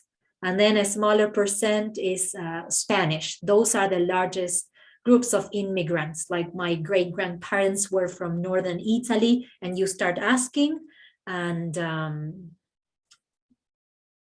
all families would have somebody from Italy in general who came, and then of course the whole family arrived, or they had their families here. My Spanish is only fair, and it's Cuban Spanish. Is there any areas I will have trouble? No, I mean, there will be words that you will not understand, but that happens to me. Well, now I am in Chile, and there are words that my husband uses that I have no clue of the meaning, and I have to ask. And the same happens with Argentinian. So it's the accent. In general, people say that we speak pretty fast in Argentina. So it's the accent, the speed, and some words that will be different. But there are some things in Spanish that are the same. So I don't think you will have any problems. And people are pretty open and friendly, and they will help you. Let me see. Are the southern right whales protected now? Yes, they have been protected. I understand that in the world, they have been protected since 1935. In our region, they are protected, like nobody can hunt them, get close, or do anything to them. And that's the reason, I mean, the wildlife can feel if they are safe in a place. That's why they keep coming every year to deliver their babies. So yes, at least in Argentina are protected. I know, and I've heard that in some other parts of the world, there are ships that they still hunt whales. That shouldn't happen, but it looks like it's hard to stop them from doing so. Is there no Patagonian Express rail any longer? There aren't as many trains as there used to be in the old times. There is one train in Patagonia, but it only travels within one certain province, that is Rio Negro. It's northern Patagonia. It's the province that Bariloche belongs to. So that train is working and goes from Bariloche, that it's in the west, to a town that is in the east. So it basically crosses the province from east to west, or the other way around. So that's one that you can use. And then there's another one that is called La Trochita, which is in Chubut. Trocha is the gauge. So it's because it's a narrow gauge for the train. So that's pretty old, and it became like a touristic train. So some local inhabitants, they use it to just get to a different town. But one section of it, it's used for travelers just for the day to have an experience in an old Patagonian train. And that's between the area of Bariloche, farther south, like along the mountains, to the Chubut province, like this Welsh settlement province. Age restrictions on the glacier. I think that you are talking about the ice trek that I mentioned before. If I'm not wrong, then I can send you the webpage, but I think it goes from like 12 years old to like 60 for the shortest version, the mini trekking. And then for the big ice, that is much longer, I think 50 or 55 years old is the limit. But then in between, like if you are pregnant, you cannot do it. If you have back problems, you cannot do it. There's a long list of restrictions that you have to read before you decide to book the tour. When is the best time of the year to visit Argentina? Well, in general, it depends on what you like, but the large number of visitors come during, like, because the majority of the visitors are from the northern hemisphere. So you like to come here when it's your winter. That's why our high season, it's our summer, that it's between October and March, April. So that's when the majority of the tourists come. But then you can have some people who enjoy winter and they would come during our winter months, like in July or August, or fall, which I love. So it depends on what you like, the activities you like to do, because if you enjoy skiing, then you can come this time of the year. But if you want to do like more hiking and outdoor activities, of course, I would say spring and summer, even though, like we said during the presentation, there are areas when there's always wind, so that makes it cold. So you always need to bring layers. It won't be a hot summer if you come to Patagonia, or you need to bring a mix of different kinds of clothing, because if you don't only come to Patagonia and you want to go to the north, then you would need warm clothes for the same time of the year. So yeah, I would say it depends on where you want to go and the activities that you like doing, but the majority of the people come during our summer season. Where are the Iguazu Falls in relation to Patagonia? They are in the opposite direction. Patagonia is the south, and Iguazu Falls are located on the northeast side of the country. is neighboring with Brazil. In fact, the falls are shared between Argentina and Brazil. So that's opposite to Patagonia. But Iguazu Falls and the Perito Moreno Glacier and the Glaciers National Park are the two most visited national parks in Argentina. Is Estancia known for Malbec? I don't really understand. And Estancia is a ranch, so I don't really understand what you are referring to. Malbec is the most traditional grape in Argentina, the most famous wine that Argentina produces. But our wine country region, it's to the north of Patagonia. Neighboring Patagonia is where the wine country region is located. And the most famous province is Mendoza. But there are, in northern Patagonia, some wineries because the weather is nicer in northern Patagonia to grow this kind of grapes. So there is a famous company that is called like the End of the World Wines, that is not from Ushuaia, but from northern Patagonia. As you covered, Argentina is known for its meat and fish. Is it difficult to eat vegetarian or vegan when traveling in Patagonia? Thank you. Well, yeah, it is usually said that if you are a vegetarian, don't come to Argentina because we are meat lovers. But there are more and more and more vegetarians, not only coming to visit, but also like locally speaking. Like I have many of my friends who are vegetarian. But it's like a new concept. So of course, if you go to a restaurant or a town, which is small, like in Patagonia, you won't find a vegetarian restaurant. And you enter a restaurant and you ask like, do you have any vegetarian options? And the answers will be, yes, pizza, pasta, or salad. Like those are like the options. If you organize a trip in advance, or you come with a certain company or with a group leader, that's how we work with our groups. If you give that information in advance and you have meals that are already arranged for you during the trip, that makes it easier because the guide or the leader will have that information in advance, so the restaurant can cook something special for you before. So bigger cities will have specific places where you can go, but smaller towns like the ones you can visit in Patagonia, it's a bit more difficult, but you will always find options. Maybe not a wide variety, but for sure you will find options for you.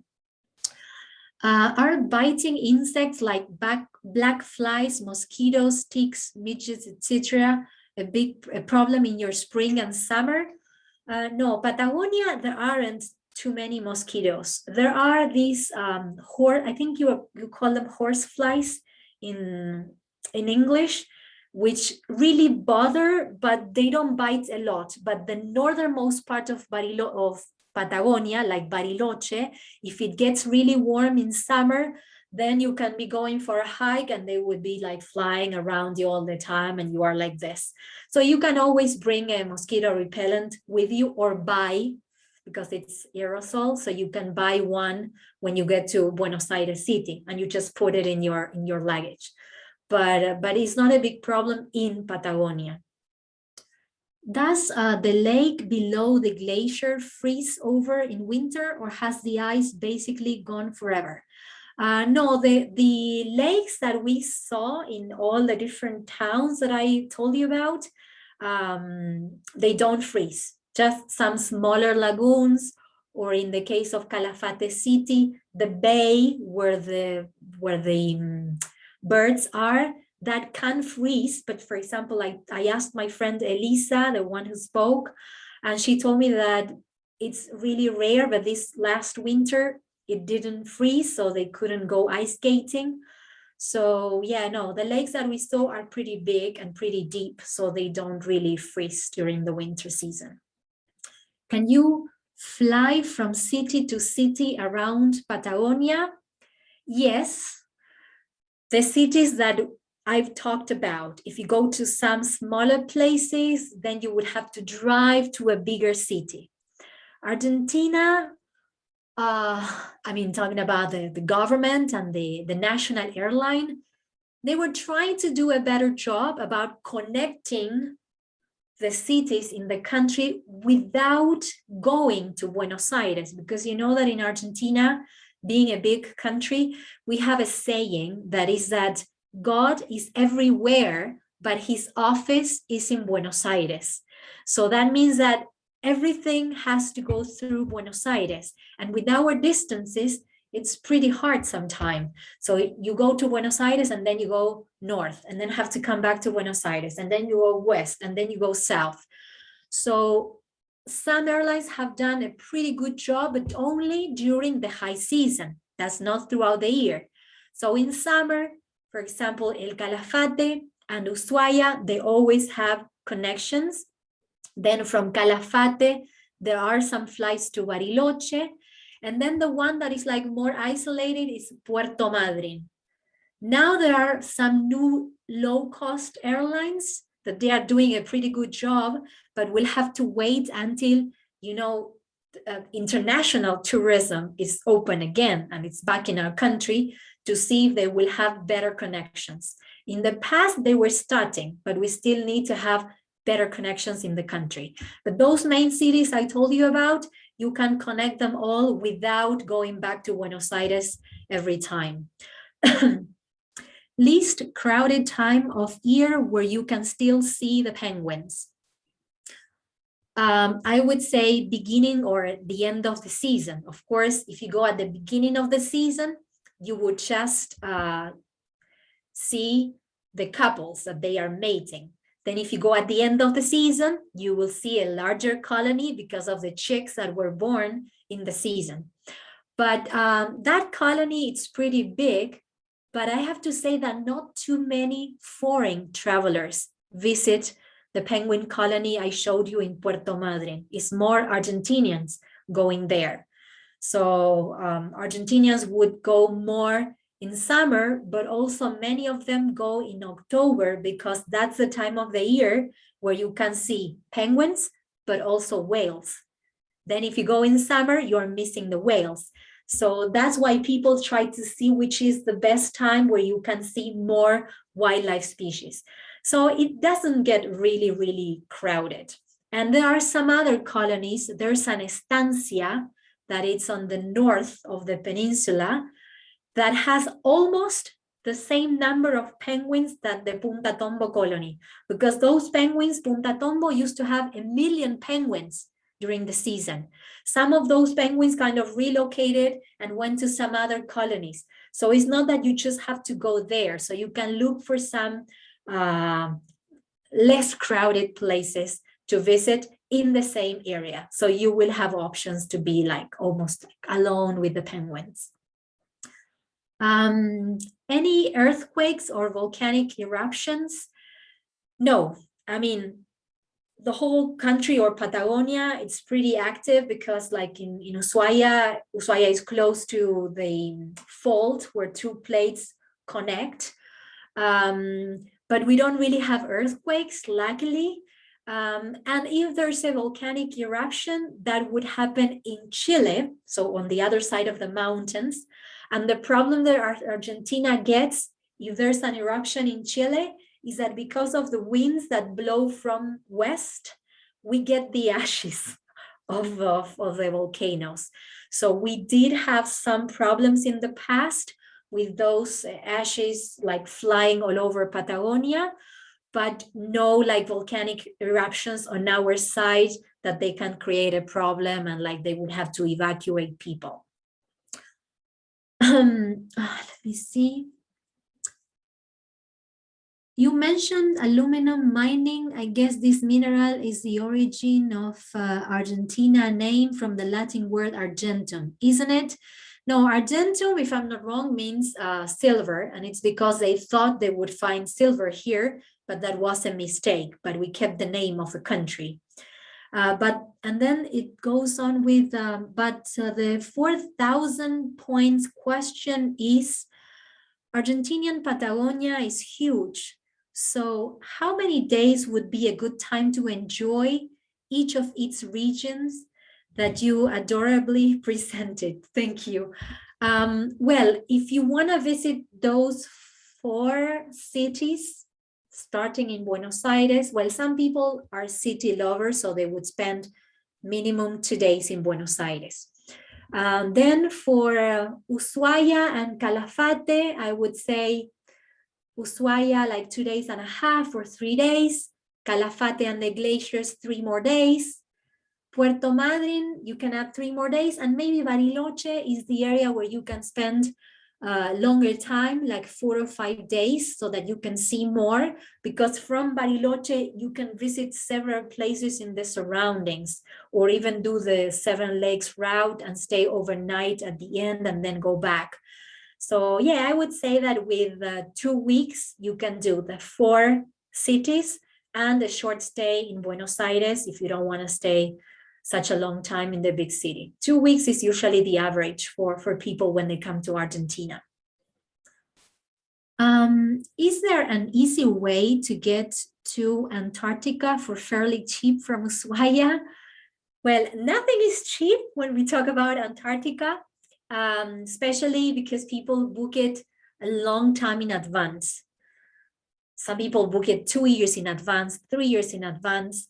But when you get to Ushuaia, or even if you are in Buenos Aires, you can find out in advance. Many local companies offer what we call the last minute deals. So there are some like free cabins in one departure, and they would sell them cheaper. The past few seasons was 5,000, 6,000 US dollars for the classic Antarctica trip, that it's 9 or 10 days, without, of course, including airfares from Buenos Aires and all of that. Just the 10 days on the ship, that's 5,000, the cheapest I saw. Of course, people who book it in advance, they would pay the double or even more. But that's if you happen to be in Argentina and you have 2 weeks off, and maybe you are lucky and you can get one of those deals to go there, but you cannot really book it in advance for that price. It's just if you are there and you have the time to do it and you are like ready to go from one day to the next one. Is there any crime in Patagonia to citizens and or tourists? No, I have to say that it's very safe. At least these touristic areas are really safe, even though places are changing and are growing. So like Ushuaia, where I lived, drivers who worked with me and lived there for 40 years used to tell me that 30, 40 years ago, they used to just park the car outside the house with the key inside the car, leave the door of your house open, you were not locking it, and nothing happened. And nowadays, it's not that something will happen, but just because you see more people, of course, you are more aware that something can happen. So you just take the key of your car to your house. But those are the things. Not big things happen, but you need to keep an eye on everything when you are in Buenos Aires city, for example, because in Buenos Aires, yes, there's crime like in all the big cities in the world, but Patagonia is pretty safe. So you kind of relax when you are there. Are there any guided stargazing tours in the area around Ushuaia? No. Stargazing tours you don't have in Patagonia. It's not so easy to be there and have a clear sky during the night. It's usually cloudy in Ushuaia. And also the lights of the city really prevent you from seeing anything. So there aren't organized tours. Maybe you are lucky, you go camping to the national park and there's a clear sky on that night and you can see the stars. But it's not that it's one of the places to go stargazing. Not at all. Do you give tours to Antarctica from Ushuaia? No, I work for a company and we take people, we take groups to Antarctica like many other companies, but I work as a local guide in Ushuaia and as a tour director or tour leader when I'm traveling with my groups in Patagonia or in Antarctica. But like me as Laura, I don't take people. I work for companies that take people to Antarctica, and there are all sorts of options. Laura, so good to see you. Oh, Catherine, hello. She was one of my travelers. I learned a lot about Bariloche today. Do you know when you will lead your first tour of Patagonia after the pandemic? No clue about that. We don't know. We hope to start in November, but the companies are waiting, like I said, to see what the Argentinian government will say. So we'll just have to keep our fingers crossed and keep waiting. Will there be a recording of this available that I could show my husband? I can actually Yes. jump into that if you'd like. So all of our tours are recorded and they are available afterwards. It usually takes an hour to 2 hours to process them, and they will be up on my website, girltraveltours.com, and also on YouTube. So if that is the last question, I think that we will go into a big, huge thank you for Laura, not only for her presentation, but the patience to get through all of the questions. So I really appreciate that. And then most importantly, a thank you to all of the people who attend our virtual tours each week. Obviously, as Laura said, if it weren't for you, we would not be able to do these. And our great tour guides from all over the world would not be able to bring their regions to you. So I just want to thank you again and tell everybody to have a great day. And Laura, thank you so much. I can't wait to see you again. Thank you, Mara. Thank you so much. Take care.